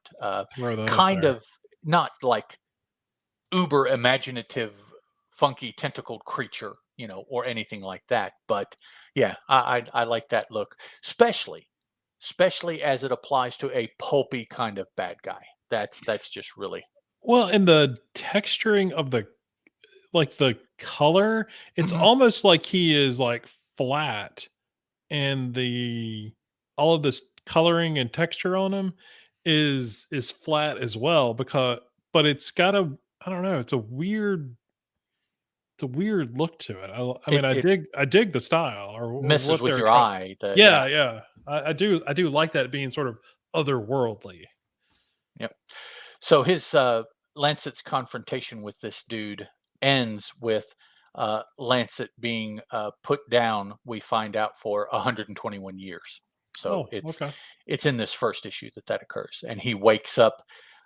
Still has his Howie there, his sidekick, but the world has dramatically changed in 121 years, and so that is where we will pick up the story with issue 2, which, if you want to hang out here in a little while, I'll talk about that issue also. Cool.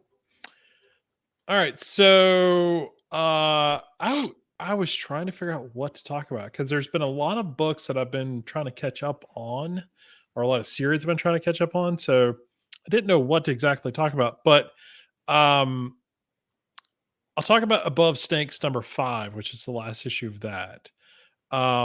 So that's written by Sean Lewis, art by Hayden Sherman, letter by Hassan Bustami Lehu. I apologize. I always butcher his last name. But anyway, amazing letter. He's been on tons of stuff. Um, so this Who is the who last. who put that out? Image. This is by Image, yes. Okay. So, and I've talked about the first issue, I think, and maybe the second issue of this on a I, show. I think the very first is the only one you talked about. Yeah. Okay. So Oh, this is and let me just say, you were kind of, side eyeing me about having a girlfriend podcaster. Well, someone else that I know of has recently written and dropped a review for this very book on a different website, not yes. Comic Addiction. So, Yes. hi kettle. My name is Well, Pot. It's okay. Yeah. yes. I'm hoping to write more for them too. Mm-hmm. It's just a weekly gig, so Mm-hmm. Mm-hmm. I am writing I'm hoping to start writing regular reviews for the Beat, for the Don't you even say comics it Beat. means nothing, okay? That Oh, it no, means that everything. I love that website. I've been such a fan of that website for like so many years. So when they were like, "Hey, we're looking for some reviewers," and before the tweet was finishing being sent out, my sixth sense was like, I need to Yep. respond to this, and luckily Zach and I already follow each other, so it was Okay. so I just reached out. I was like, "Hey, can I do this thing?" And he was like, "Well, there's a ton of people responding, but yeah, we'll see what happens." So yeah, so I did a quick review there, nothing too detailed. Um, but this is, like I said, this is the fifth issue, last issue, so we kind of figure. Yes, the Podultery. Yes. adultery. Yes, thanks, That's thanks. this is our confessional episode. Yes, yeah. So Steve, yes, the Beat. Yeah, go check that out. So, uh, To today or yesterday? When it did it go up? was posted Tuesday or Wednesday. Oh, Yeah, was it? Okay, okay. yeah. I retweeted it. If you look on my Twitter feed, you can see it, or just go there. Yeah, they're starting a new. They have one that's focused on Marvel, one on DC, but they wanted to do one that was focused on pretty much everybody else. Other. And so that's what. So this one's called like Wednesday Comics or something like that. So it's going to be a weekly column.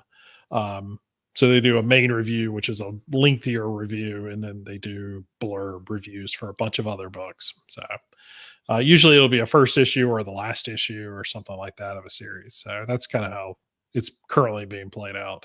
Um, I'm just, like I said, I'm just along for the ride. So I think it's fun. It's not a whole lot of commitment. I'm trying to read these books anyway. So, so yeah. So this issue, Dirt, our protagonist, is finally, he's in over his head. From last issue, he's actually being buried alive by Tombs, which is, the irony of everybody's name, him being Dirt, and him being buried alive by Tombs. Um, so Tombs is the cause for his for Dirt's wife dying. We get a big reveal about um, how she died, because this has been Dirt's whole thing of revenge, to go after who he thought killed her, and then kind of find out it didn't exactly play out the way he thought, but Tombs is still the guilty party. Um, even though he may not have, like, by his hand been the reason that she died, he was definitely the reason that she died. And I'm not going into super detail on that, because I do think, knowing that going into the big, like, if you're going to pick this up and trade or something like that, knowing sort of all those details here in this issue doesn't necessarily ruin Dirt's quest of revenge, but at the same time, I do feel like hinders it a little bit, the enjoyment of it or the understanding of it. But either way, um, we get all that in this issue, um, which is great.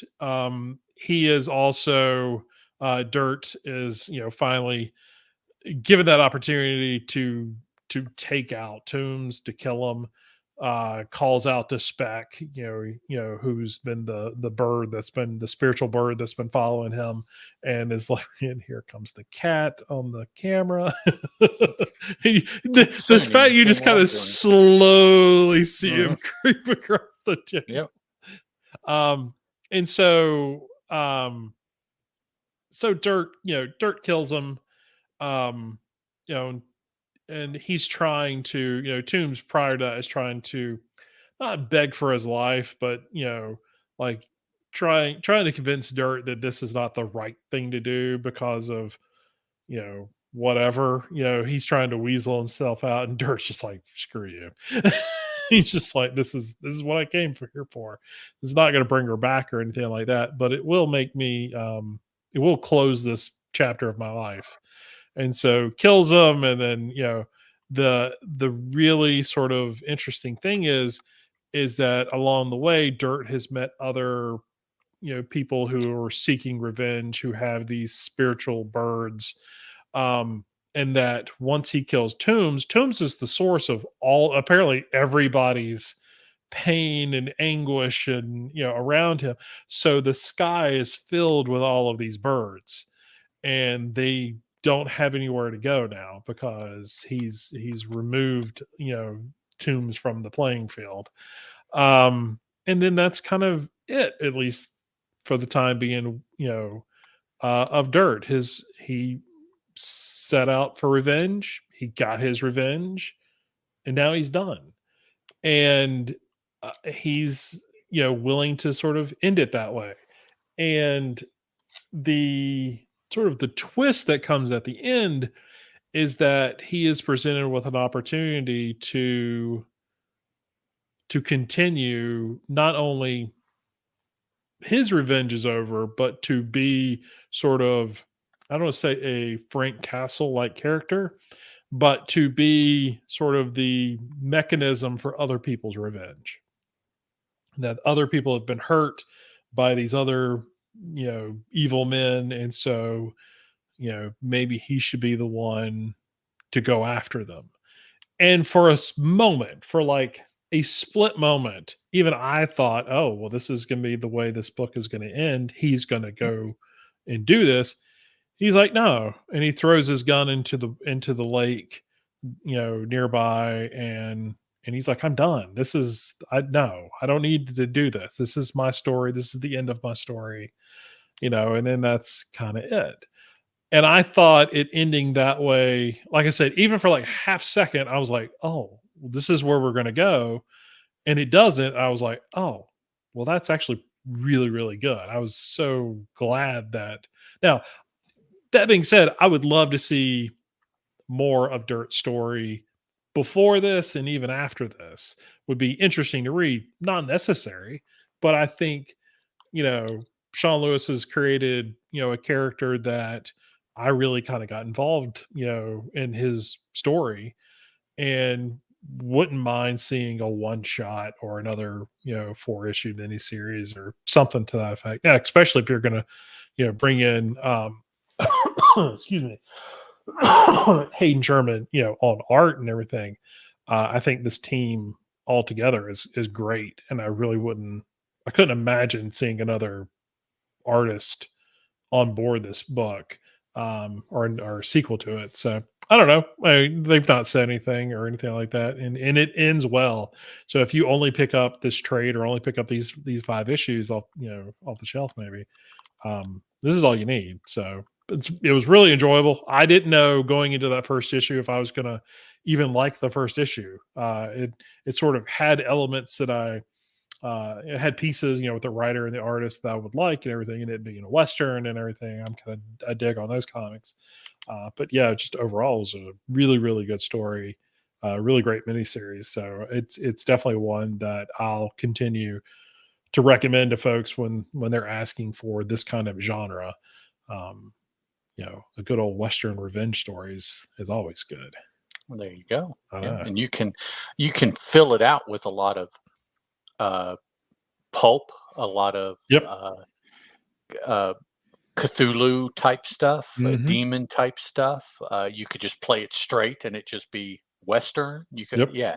That's the cool thing about Western is that there's room to really bring in a lot of other, um, yeah, Other styles, elements and styles, yeah, for and sure. it can handle it pretty well. And even though Sci-fi, there is yeah. a supernatural element to the story, it's not the controlling factor in it. Mhm. And so even though Speck, who's the bird that follows him and talks to him all the time, is it necessary that Speck be there? You could tweak some scenes and you can sort of rewrite some stuff. Hey, Steven, you have a good one, man. Since you're taking off, Ciao, Stephen. It's only go. 9:30 his time, man. He's bugging off early. He's a busy man. Weak sauce. He may be a tired man too. So. Yeah. Okay. but yeah, I mean, but taking that small supernatural element out doesn't damage the story at all. So um I don't think it makes it a better or worse story. Mhm. It just, you could go either way. So, Right. but it does bring, there is some humor to it. I know spec is, sort of a funny thing. And there is a one page um narration at the end of this that's between spec and dirt, telling the reader, thank you for reading and stuff like that. That is extremely funny. Well, it's extremely, it's funny. My over my need for it to be funnier than it is probably is because I laughed out loud when I read it because I have a voice for spec in my head. Excuse me, that doesn't cough a lot. I apologize for that. But yeah, so it's a really, really good book. So I highly recommend it. Coolness, coolness. All right. I'm going to follow up We Are Scarlet Twilight #1 by talking We Are Scarlet #2. Scarlet Twilight. Excuse me. I've Starlight, been Starbright. I've been reading and speaking quite a bit today. So I'm on vacation and I've been recording several podcasts. So Oh, I've okay. been talking all day. The Dark Metropolis of the Future is the name of the story. Benjamin Morse, again, does everything. Our catch-up tells us that Captain Lancet manages to unmask the leader of the sinister Scarlet Twilight cult, the evil Madame Satanica. After being placed into a coma by an unholy demon, so there we go, the red dude was a demon, he wakes to find himself in a distant future dominated by his greatest enemy. And so that is the major change in the world, is that Madame Santanica, with the help of this demon, has taken over the world. Just there you go. No, Fourth Reich will eventually get there. No, she just said in 121 years, pow, it's mine. And she's still around too, which is the interesting thing, because she is a particular kind of creature. I'm not going to say what she is because that will be telling. But I will say that Captain Lancet is a similar kind of creature. And that's why, though unconscious, he has been around for 121 years as well. And we find out, well, I'll get to that in issue 3 when I talk about it, because spoilers, that's going to be the third book that I talk about, is Captain Scarlet, or excuse me, We Are Scarlet Twilight issue 3. That will be my third book. We see now that the captain is awoken. His number one, Howie, is catching him up on some of the happenings in the previous 121 years, which, of course, you would think there are a couple things that would have occurred in 121 years. So Howie is catching him up with what he has done to help Captain Lancet, a little bit about what has happened with the world. So that is a rather large portion of this issue, is us, us as well. We essentially have been out of the circuit for 121 years, and then we pick up this second issue and boom, here's all this stuff. And so there, Morse is taking the opportunity to catch us up as well. We do get an updated uniform for Captain Lancet, which is cool. He strikes me very much now, as I was reading the second issue, as very much a sidestep take on Captain America, Yeah. with Okay. the bad people being Nazis. They're not Nazis, but they are very fascist in their beliefs. So yeah, they might as well be Nazis. The creature that she turns out to be, and the type of demon that she conjures at the end of the first issue, are reminiscent of information about that our real world Nazis were supposedly searching for during World War II, because they were interested in this type of creature as well. So there's a lot of parallels. I think they're intentional, but it might not be. Might be me, superimposing the things that I like onto the story and saying, "Oh, it's like this because I like this. So I don't know. Could be either one. But either way, I mean, does it really matter? Because I really enjoyed what he did with the book. So Yeah. I mean, whatever my that's all. reasons for liking it, that's, you know, That's all you need. Yeah. well, yeah, yeah. I have funded. I think I found this at the second issue on Kickstarter, and then Hmm. funded 1 and 2, and then I have funded 3. And even though I am cutting back on my Kickstarters, I will be funding issue 4 because it's the last issue of the story. Yeah. So in paper. So that's a big deal for me because those of you those of you that know Kickstarters, there's quite a price break between the digital and the physical. Yeah. So um, those Kickstarters, I think that I'm going to keep following. I'm going to quickly go to digital as they come out to try to watch that bottom line, as it were. So Captain Lancet, with his best man Howie, come up with a plan to once and for all break Scarlet Twilight. They're going to break into 3 groups.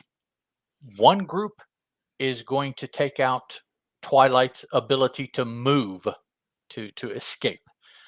One group is going to take Scarlet Twilight's ability to communicate and call in for reinforcements. And one group, led by Captain Lancet, is going to attack the home base of Scarlet Twilight itself. That is the group that the story follows with, radio communication with the other 2 groups. So we are following Captain Lancet, as he and his group of Howies are going after the big bad, Madame Satanica. So they do attack, and when Lancet's group is, I don't know, about halfway to their goal of getting to Satanica, they realize what is going on, and they close guard uh, in such a way that Lancet and his forces are caught completely unawares, because being a supernatural being, the demon that Satanica conjured at the end of issue 1 has been giving her all the information on Lancet that she needs to ultimately defeat him over the 120 years. So it's not an if, it's a when he comes back. She is more than ready for him, it turns out, unfortunately. Captain doesn't realize this until it's too late. At the at that crucial moment when he is bearing down on the big bad, and it looks like, oh, dog, you've got this. Well, it's about 2/3 of the way through issue 2, and for those of us that read comic books, knowing that it's 4 issues, something else Yeah. must go on to Um, but if you're just reading, like, if you are reading this in a novel, it would be awesome, because at whatever point you're at the novel, that energy and that anticipation is so high. He's about to win. He has been fighting this fight for over 100 years. Now, most Hmm. of it he was unconscious, of course, but no, he's been fighting the good fight. He is our hero. He's about to win. Oh, and the table gets turned, and that's Yep. what happens, because she knows he's coming at some point. She was ready for him. Now, she gave him the ultimatum: look, turn over your Howies to me. You can become my number 1 lieutenant. I'll give you whatever part of the world you want. I'll give you your homeland where you're from to rule over. Whatever you want. Just lay your stuff down, give me your men, and we'll be good. And of course, Lancet is he is the pulpy Captain Oh America. yeah. No, and there's even yeah, no, I won't get into that because that's in the 3rd issue. So um and so that's where we end the 2nd issue, is just as she springs her, it's not really a trap necessarily, because he has invaded her home base. So Hmm. how really could it be a trap? But things uh turn out a lot more intense than Captain Lancet was expecting him to be, and he and his Howies definitely find themselves at a disadvantage. And so that's the second issue. The Yeah. big battle, it's not anywhere near over because we have 2 more issues, and so there we are. Cool. Yeah, I mean, still, I remember seeing this at some point. It was probably you talking about you backed it on Twitter or something like that, and I checked it out Probably. because when I saw that first issue, I was like, "Oh, I do remember seeing this," but I Mhm. just didn't realize that was where I saw it at Kickstarter. Because yeah, Red Five's talking about having like the third issue out, like middle of 2023 or something like Yeah, that. yeah, so So yeah, so it's yeah, so I'm I kinda wish I had picked it up on Kickstarter now well, if now, it's coming because out it just from sounds like a fun I mean, it sounds like a fun book. I mean, and that's what I that's a need. lot of it, is it's just, um here recently this week, I went down a little rabbit hole looking at, and it might be because I read this, but I was going down an Invaders, Liberty Mhm. Legion, Yeah. um, what's the other group? Um, Invaders, Liberty Legion. The What's the All-Star Squadron? no for Marvel Oh, from Marvel? before they were the Invaders? They were supposedly together back in the 40s under a different name. Young Allies. Yeah, that sounds right. Maybe Yeah. Young Allies, and how these books connect and everything like that. So that World War II pulpy kind Yep. of nostalgia kind of thing. Although this is probably leaning more towards World War One than World War II. But Mhm. so yeah, that whole pulpy kind of that's just where my brain has been this week. And Yeah. reading these books were just right on the same track. Oh, You'll yeah. get in these moods. Oh, And yeah, for there are sure. these books that when you're in that mood is the exact thing that you're looking for. That's And all you want. that turns out to be this book this week. Yeah. That's some good stuff. I was going to say, being from Red Five, maybe they'll collect it as a trade, and so after they put them all out, Yeah. maybe on the back end you'll be able to buy a collected edition if Yeah. you're still I've interested in it. bought I've bought a lot of Red 5 stuff in the past. I haven't bought much from them over the last probably 4 or 5 years, Mhm. but there was a long stretch there, back when you may remember this, back when I had sworn off of Marvel and DC, Mm, and I was buying pretty much anybody and everybody, that I considered small press, mhm. or at least an independent publisher.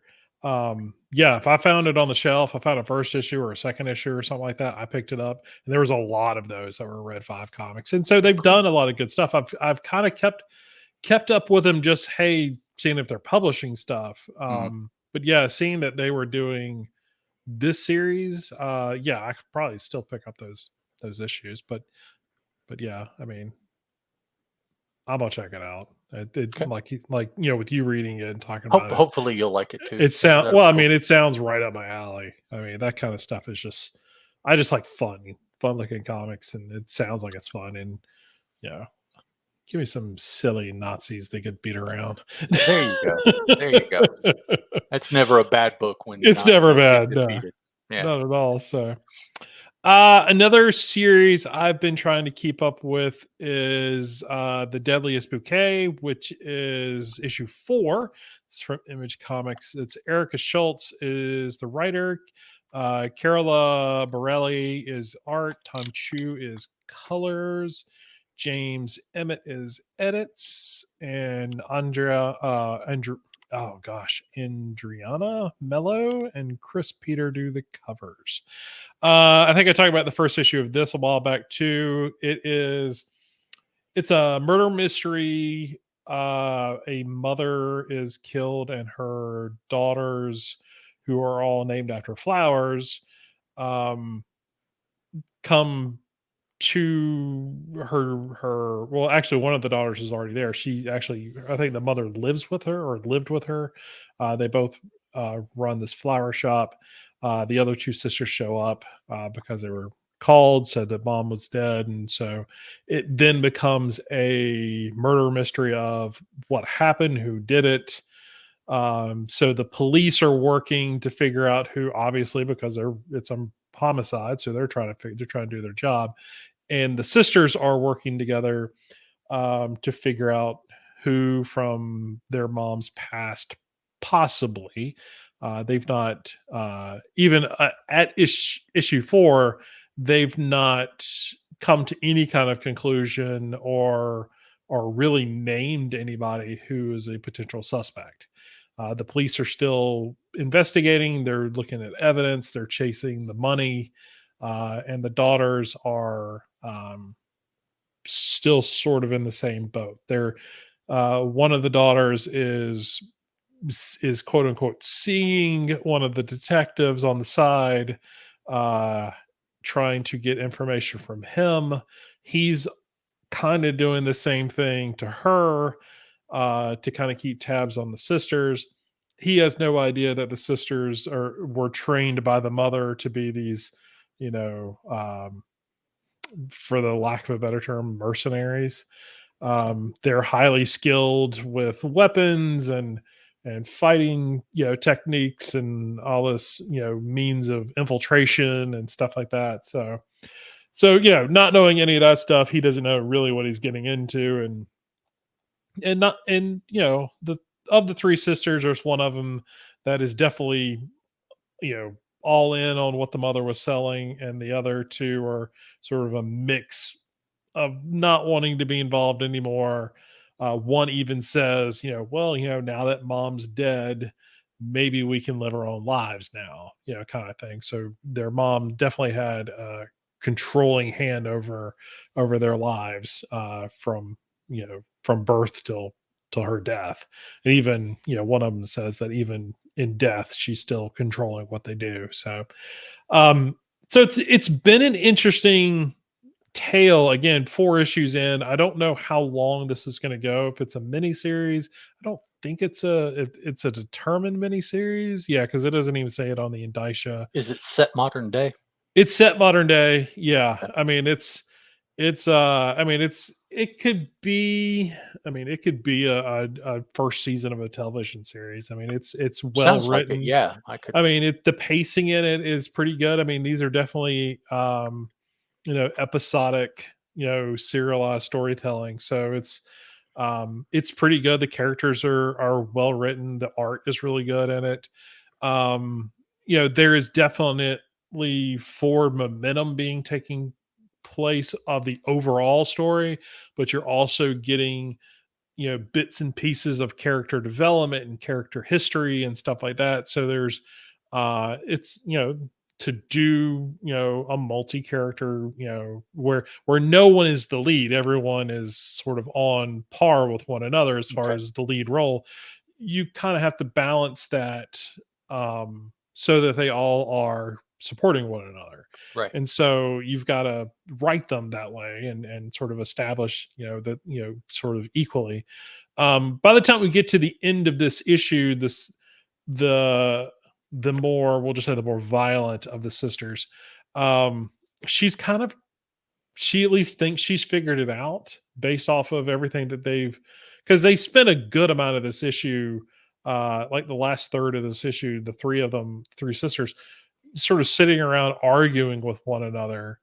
And as they're arguing, they're still going over the evidence, and she kind of figures, or at least she thinks she's figured out who might have done it, because they've gone from anywhere just a random burglar, but no money was taken, and they're really surprised that their mom would easily have big, the drop on her, and the fact that she didn't have any defensive wounds, meaning she didn't fight back, which is really odd for them. Yeah. Did one of the daughters do it? Well, that's the thing. I mean, there's no, you know, from what I've read so far, there's no indication that one did. Now, the next issue, if whatever she says, because that's how the issue ends, is like, I think I figured it out, that kind of thing. It's a possibility that one of them had something to do with it. Maybe not pulled the trigger, but because there is a missing antique gun, and they're saying that may have been the murder weapon, Okay. and there's that gun is tied to another murder. And so it's very intertwined. I mean, it's kind of why I enjoy it. The art in it is, I really like the art, but it's almost like, it's almost a little too cartoony at times for sort of the subject matter. But I think it works well, to sort of, I don't even say tone it down. It just works well with what's going on the Okay. page. Um and the fact that the art is very, I mean, these sisters are very similar as far as body type and everything, but very different as far as facial expressions and sort of body positioning and sort of how they act and everything. So there's a lot of difference in how that's being, displayed. So just that portion of the storytelling of it is really good. It's just a really solid, series so far. Like I said, Cool. I don't know if it's an ongoing or if it's got some, like it's gonna be 8 issues or 10 issues or Right. whatever it is to tell the story. But I'm definitely on board, checking it out every month so far. So I'm looking forward to the next issue. But yeah, Cool. Cool beans, man. Cool beans.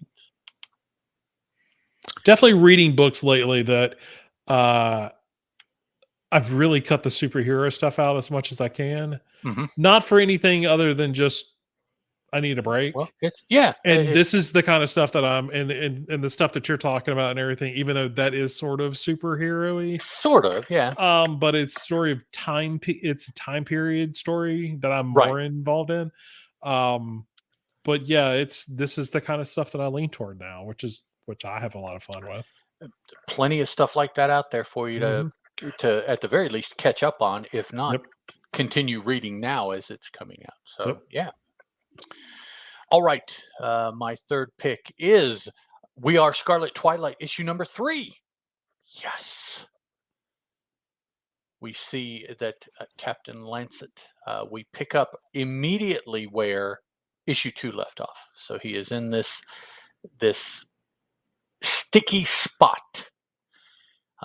We're told here, opening the book, he valiantly fought crime in the 30s Manhattan, using his power in the aid of justice and slaking his thirst for blood only on the most irredeemable of criminals, both metaphorically and perhaps not. While attempting to break the dreaded Scarlet Twilight cult, he found that their leader, Madame Satanika, had summoned a demon from the Scarlet Dimension. Captain Lancet was put into a supernatural coma, waking up in a dark Futuropolis. I don't believe I've ever seen that word before. Futuropolis, to find over a century had passed and Scarlet Twilight dominated the world. Upon waking, hundreds of years later, he and his clone sidekicks launched a surprise attack on Scarlet Twilight's headquarters. Except it wasn't quite the surprise that he thought it was. But Scarlet Twilight is well fortified against attack. Our heroes find themselves cornered, surrounded, and with little hope for escape. And we do have a promotional ad for the Second Avenue Egg Cream establishment here. Guaranteed to cure any thirst at all.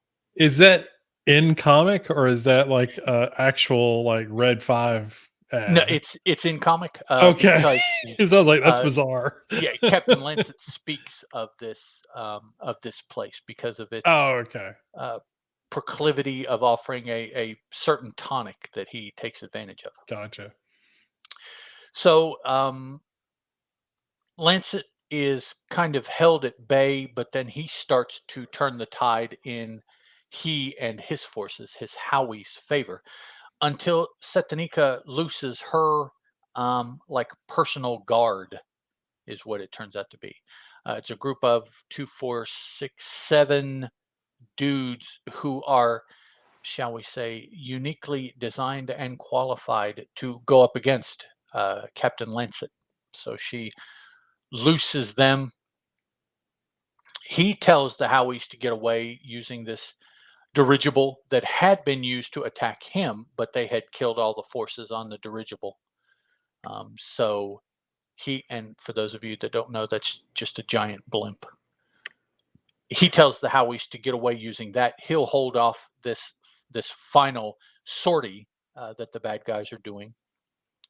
So he holds them off long enough for the Howies to get away.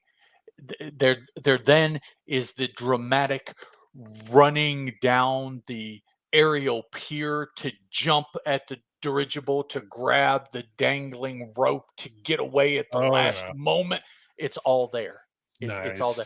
Nice. You saw it in 20s serials. If you look those up on YouTube, this is the exact kind of scene it was, and he gets away with one of his guns, taking pot shots at the bad guys, as they go. Ultimately, the dirigible is damaged and has to crash on the outskirts of town, so they do get away enough. They land somewhere that Captain Lancet recognizes, and so he starts getting all melancholy about when he was here before and why he was here before, and starts relaying that story to Howie, and thus uh, to us. Honestly, Howie turns out to be the POV character in place of us throughout the story. Now, of course, we as the readers can't do the kind of things that the Howies can do because they're uh, demi heroes, shall we say? But they ask the questions of, they are the Bobby questions to Professor Smith, or whatever you want to call them, to allow that to move forward. And we start to find out that Lancet is a historical figure, a literarily historical figure. This was alluded to by Sitanika, but his story explains that, and explains how and why he has been at the outskirts of this portion of town. Now, it turns out that this town that they're still in, which is now this big, as they said, Futuropolis, was this former Manhattan. So I guess you can almost consider it Manhattan, our Manhattan Mhm. also. And so his story seems to go back immediately in history to the Revolutionary War era. So this was a 30s-ish story initially, and now Captain Lancet was around fighting in the Revolutionary War, Sure. and we find out that that's not where he's from. He's from Europe much before that, as part of the historical slash literary figure that he actually turns out to be. So he's relaying stories about the Revolutionary War fighting just on the outskirts. And this is the final pump up to the final battle of the story. The Howies nurse him back to full health. They bring his original uniform that he wore back in the 30s, because his most recent uniform got trashed in this attack on the Scarlet Twilight compound. The final scene of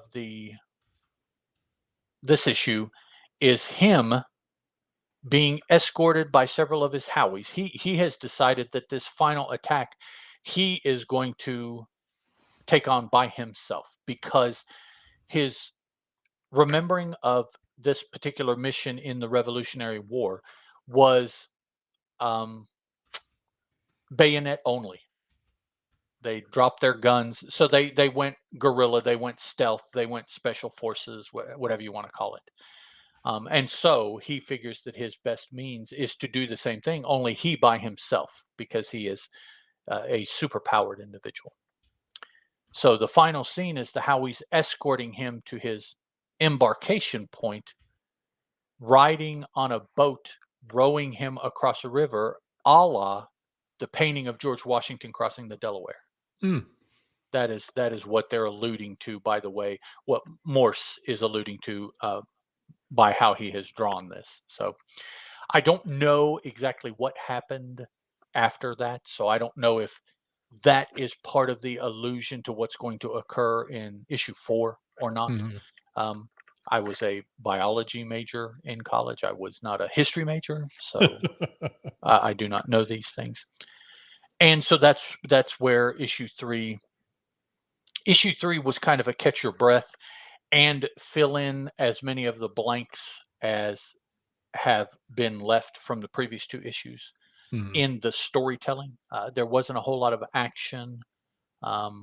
There wasn't necessarily a whole lot of talking heads either. There was a lot of filling in information, but they were doing things. They were keeping themselves and their hands busy while they were Yeah. doing the story. So it wasn't a Bendis talking heads around the meeting table kind of thing. Right. So we're set up now with the fourth and final issue. We have Captain Lancet going against the fascist Scarlet Twilight in an effort to beat Madame Satanica once and for all. Now knowing, and I've tried not to give it away too much, that Lancet and Satanica are particular creatures and they are both the same creature. And so that influences a lot of Lancet's backstory. If you understand, once you see that, and once you see Mhm. who the historical literary figure that he is supposed to be, and reflect on your knowledge of that individual versus what he is doing now, it's an interesting dichotomy, because initially when he came to be prominent in the worldview, he was not a good guy at all. Mm. He was the Madame Satanica, essentially. Oh, interesting. So, somewhere along the way, he has done a complete 180 as far as his personality, his Mhm. desires as to how to live. And so now we see the continuation of that aspect of the story into the fourth issue of the book. Yeah. And that, I don't know when that will be coming out, but I do look forward to it. Yeah. Definitely. Yeah. I look forward to hearing how it ends. Now I'm curious. Even more curious than I was in the previous issue. Let's see. So my last book is the first issue of, I'm gonna butcher the title of the book. I think it's a Voyages. It's a new book by from Image Comics that came out this week. It is written, drawn, everything except edited by Sumi uh, Kiesgen. Kiesgen. I'm sure I butchered that. I apologize for that. Um, I've seen the cover of this book, which is a very alien looking creature, or definitely alien, sort of floating around what it looks like in the atmosphere of a planet. I've seen this preview or this cover art for a couple months, and I was like, I don't know what that is, but whenever the book actually comes out, I want to check it out just to see, because it's a cool looking cover. And so the cover art and the interior art match. It's a thing you don't get to see very often. I feel like with the world of variant covers and stuff like that. Even the cover A is not done by the interior artist, so it's always a good thing. And there you go, Doug. I'm picking this one up this week. You know you are. You know you want to read it. So I'll try my best to. I mean, there's not really much to spoil about this, so I'm not going to be too worried about that. But this is definitely some other planet. They're, I don't say they're in a post-apocalyptic kind of environment, but it kind of is. It is really a story of survival. These two aliens are attempting to um, hijack or ambush a supply run, and apparently they have ambushed this particular supply run, or at least this location, so many times that the folks that are usually ambushed have finally gotten smart about it and have decided to sort of um, turn the tides on who are basically our protagonists, who are the good guys, and and so they split them up, split the pair up, and start attacking one, and the other one is sort of trying to figure out how to engage and sort of reassess the situation.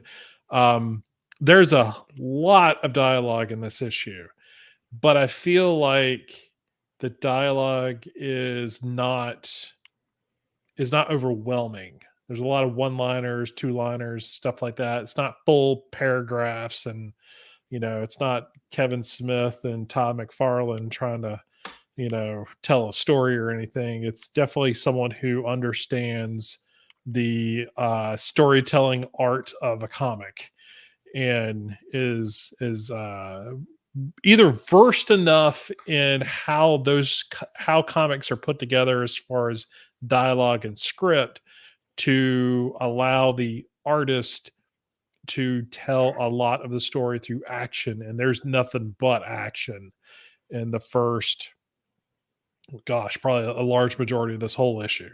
It's not even that there's some just in the first part. It's all over. There's a little bit sort of in little places here and there, more of a resting stop than anything, as they're sort of waiting for the next. Well, they actually don't know that they're getting ready to be attacked again, and then they end up getting attacked again. So, but from what I can guess, based off of this issue, what the story is that resources are low, and it is a fight for resources.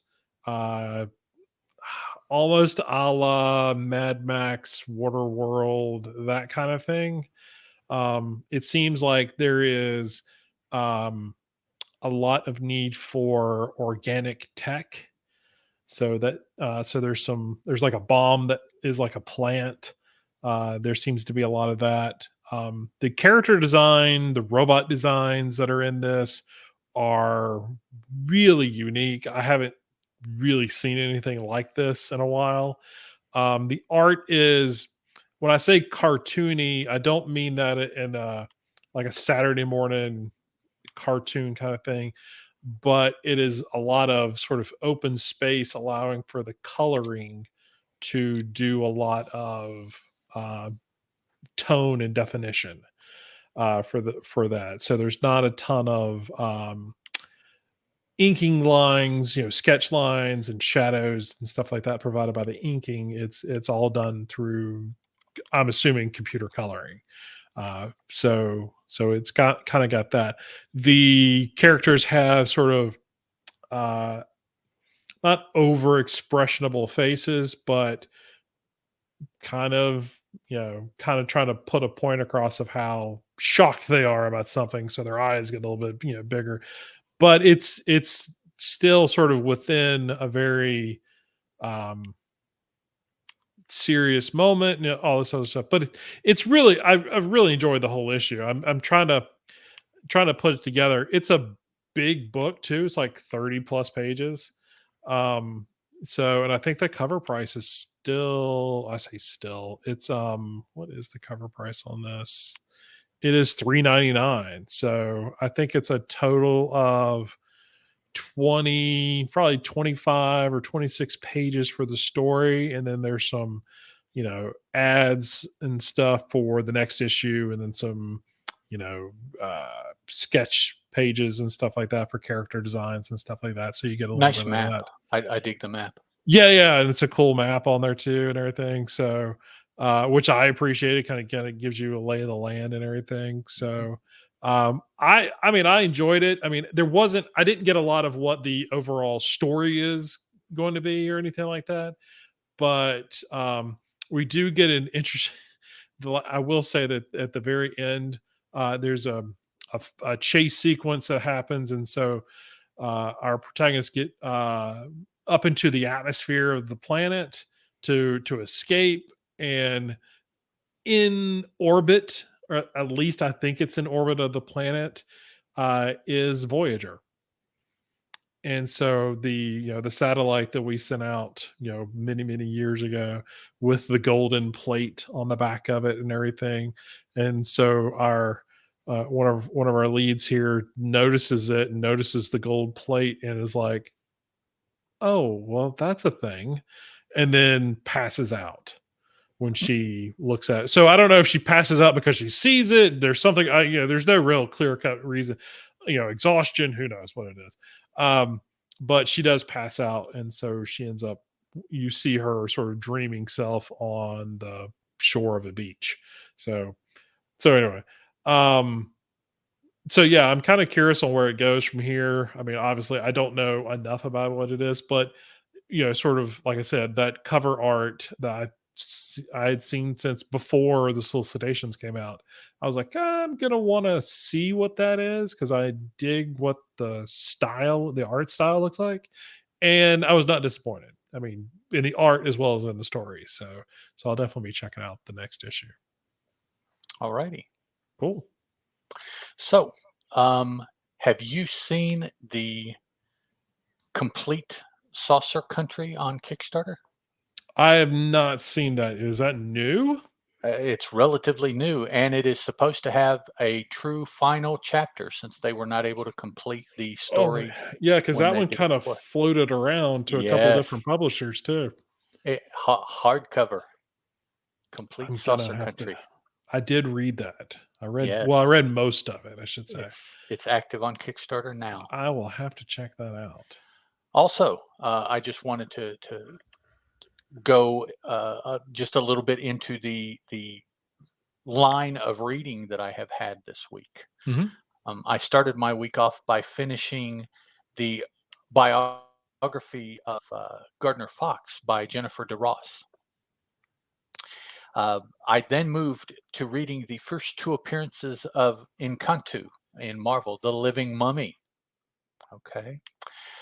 Today, I read The Origin of Earth One's Red Tornado, which I had never read before, but I briefly knew about. I also read The Death of Larry Lance, which is what convinced Dinah Lance to move from Earth 2 to Earth 1. Oh, neat. And I read the story where they explained why, when Dinah popped up on Earth 1, she suddenly had this canary cry, Yeah. which she hadn't possessed on Earth 2. So Mhm. it's a very historic set of readings, comic history, not necessarily the history of, Yeah. uh, for me this week. So it's interesting looking back that all of those things kind of had a through thread. Yeah. Oh, for Normally sure, my yeah. reading doesn't; it's all over the place. But this week it kind of did. So You're sort of drawing it all together. yeah, yeah. So subconsciously. So that was my weekend comics. Cool. Yeah, my weekend comics is whatever I can throw in front of me at the time. Mm, So, but I yeah, I feel that. you tend to have purpose though when you're doing it. Yeah. Sometimes, yeah. Me, I'm trying. I look at I look at my reading pile, which it's towering at this point, and just go. We'll just reach in the middle and pull Uh, something out and see what there we happens. go. Yeah. Hopefully, it doesn't fall over. So, Yep.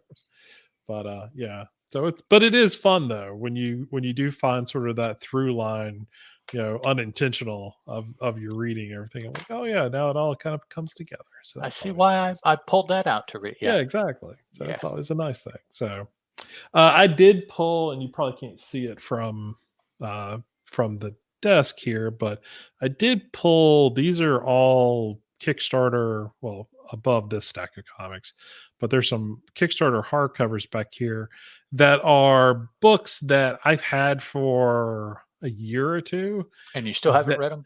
and I've read most of them, Oh, okay. or I've at least read half of them. Some of them are actually collections. Like there's a Skyward Right, right. hardcover there. I own all of those in single issues, Okay. but I felt because I hadn't read Plume. This is the full collection of all the Plume books, and so I hadn't read that yet. But it was sitting. The Skyward was sitting right next to the Plume, and so I was like, oh, well, I definitely want to go back and sort of skim through this, maybe even reread the whole thing again, because I was such a fan of it. So plus I've got the last issue that they all put together, sort of. It's not part of the hardcover, which is odd, but I have the single issue that covers it. So, but either way, beside the point. So, but no, I have been pulling out some of the stuff out of the tubs down in the basement or in All the right. garage trying to get caught up on Kickstarter stuff. Because yeah, there is a lot.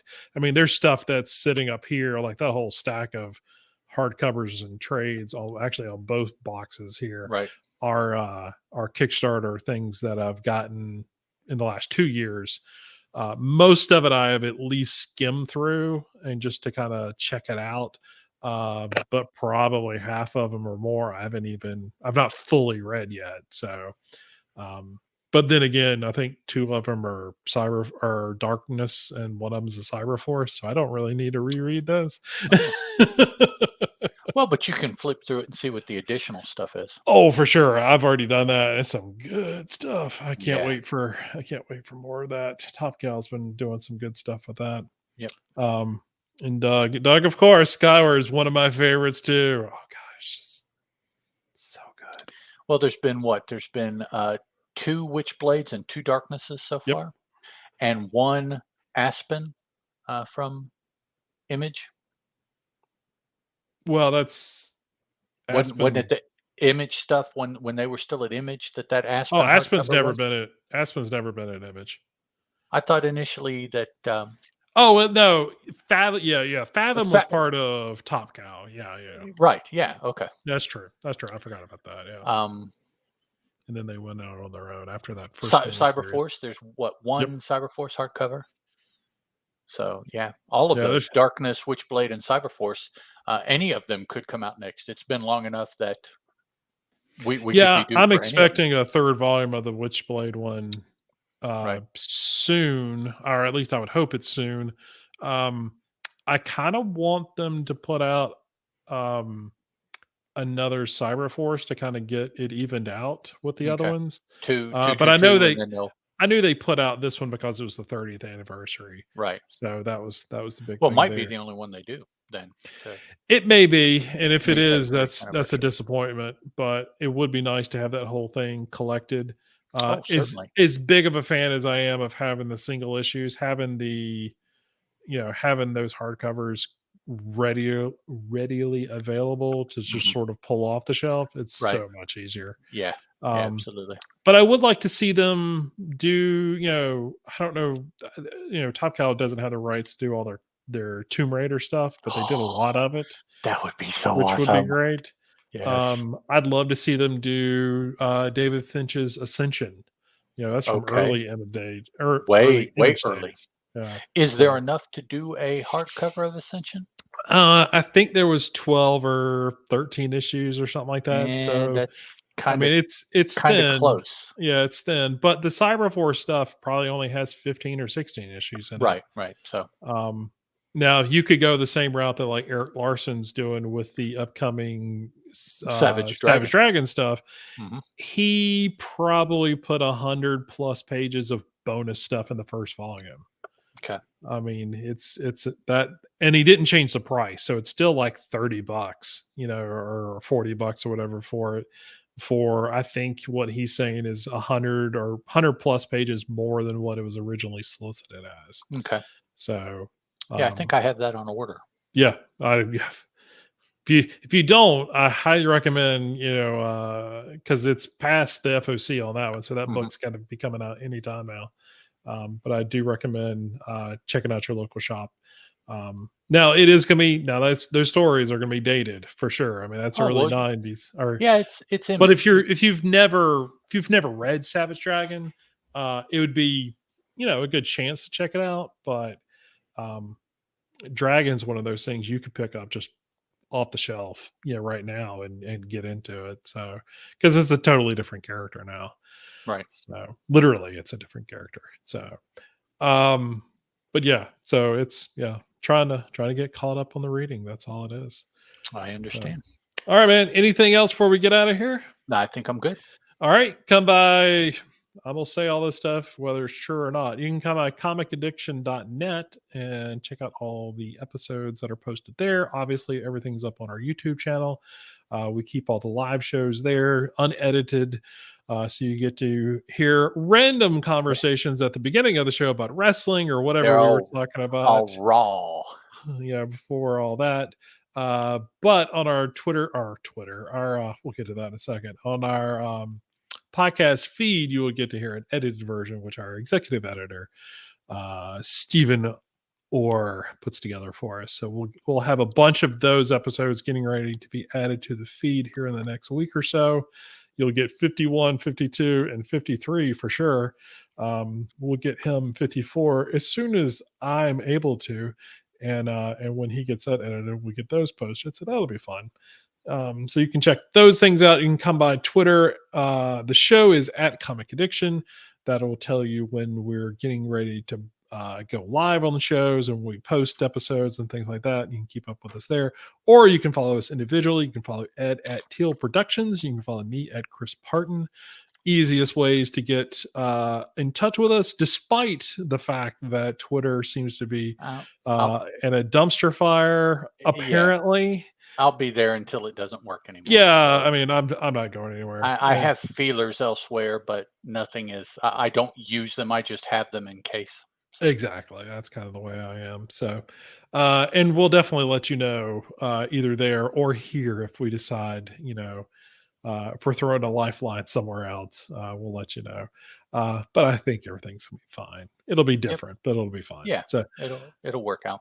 you can email us, email the show at comicaddictionpodcast@gmail.com. If you want anything to ask us on the show, get some recommendations for stuff that you would like to see us read or talk about, any of that goodness, we would definitely like to get your email so that we can talk about them here on the show. If you're a publisher and you want us to check out your book, much like we did with Traveling to Mars from Ablaze, you can definitely email us there and let us know, and we will definitely get back with you and do our best to review stuff. Keeping in mind that not everything's our cup of tea, but we'll definitely give you an honest review of your book. We have no interest in tearing down stuff. We have none. We'll give it and if we feel like it's not a book that we can say anything nice, I don't even say that, but we can't really review it, we'll let you know. I mean, we'll be honest with you. That's all what I would hope that you're expecting of us. So, but all that being said, come by the YouTube channel, come by our Facebook page. We still have that. We have the Fans of Boom Studios. There might be some Boom Addiction stuff in the future. We'll talk about that.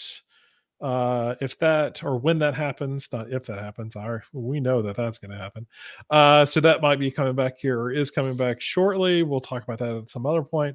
But yeah, come by the Facebook page, Fans of Boom Studios, where Ed is keeping up with all the links and the stuff and the conversations that are happening about all the stuff about Boom Studio books.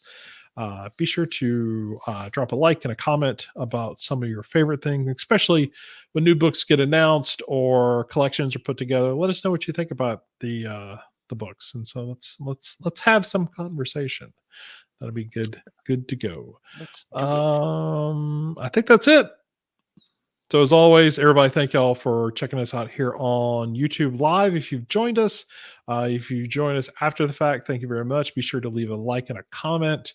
If you just check us out on the podcast, thank you very much. I apologize for getting those episodes up late, but doing my best here.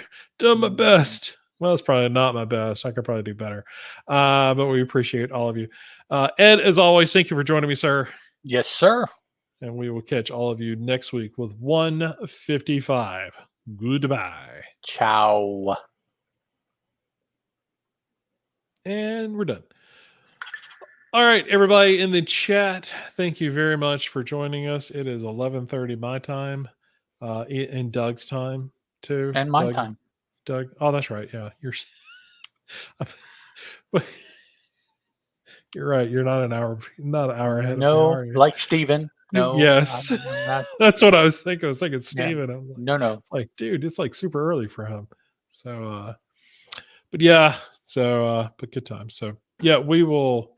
I was sitting there on Twitter, just like reading stuff, and some people were, well, this is the last time you hear from me on Twitter. And I'm like, what are you talking about? Man.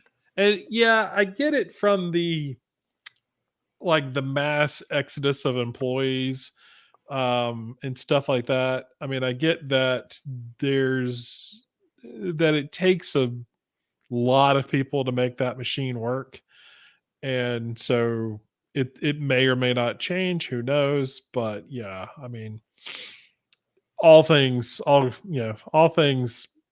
find it ending at some point. If this is where Twitter ends, I mean, Yeah, if it fine, does, then whatever. whatever. I'm not gonna lose any sleep over it. So MySpace, MySpace, yeah, there was a comic book only comics, MySpace. comic space, yep, Is that what it was called? Comic yep, Space? I yep. remembered. I couldn't remember the name. Yeah. So I mean, whatever. There was word. There's been talk that Facebook was going under, and what Hmm. it's like. Okay. Yep, Meanwhile, you have all these other possibilities, none of which are universally accepted like Twitter is. yeah, So when yeah, Twitter goes down, I think that there won't be a substitute for Twitter because people will scurry like cockroaches or rats or whatever, and they'll right, just light wherever yeah, 5 or 6 different options, and that'll be, you won't have that centralization of people and information like you've had with Twitter. yeah. So It's true, and it's unfortunate, but yeah. it is unfortunate because that's, there still are good aspects to Twitter, and there are Oh yeah, still good ways to use Twitter. yeah. We just need the And infrastructure to stay together. So that's it. All right. Well, I'm gonna end the broadcast here, everybody. We will check y'all next time. Bye.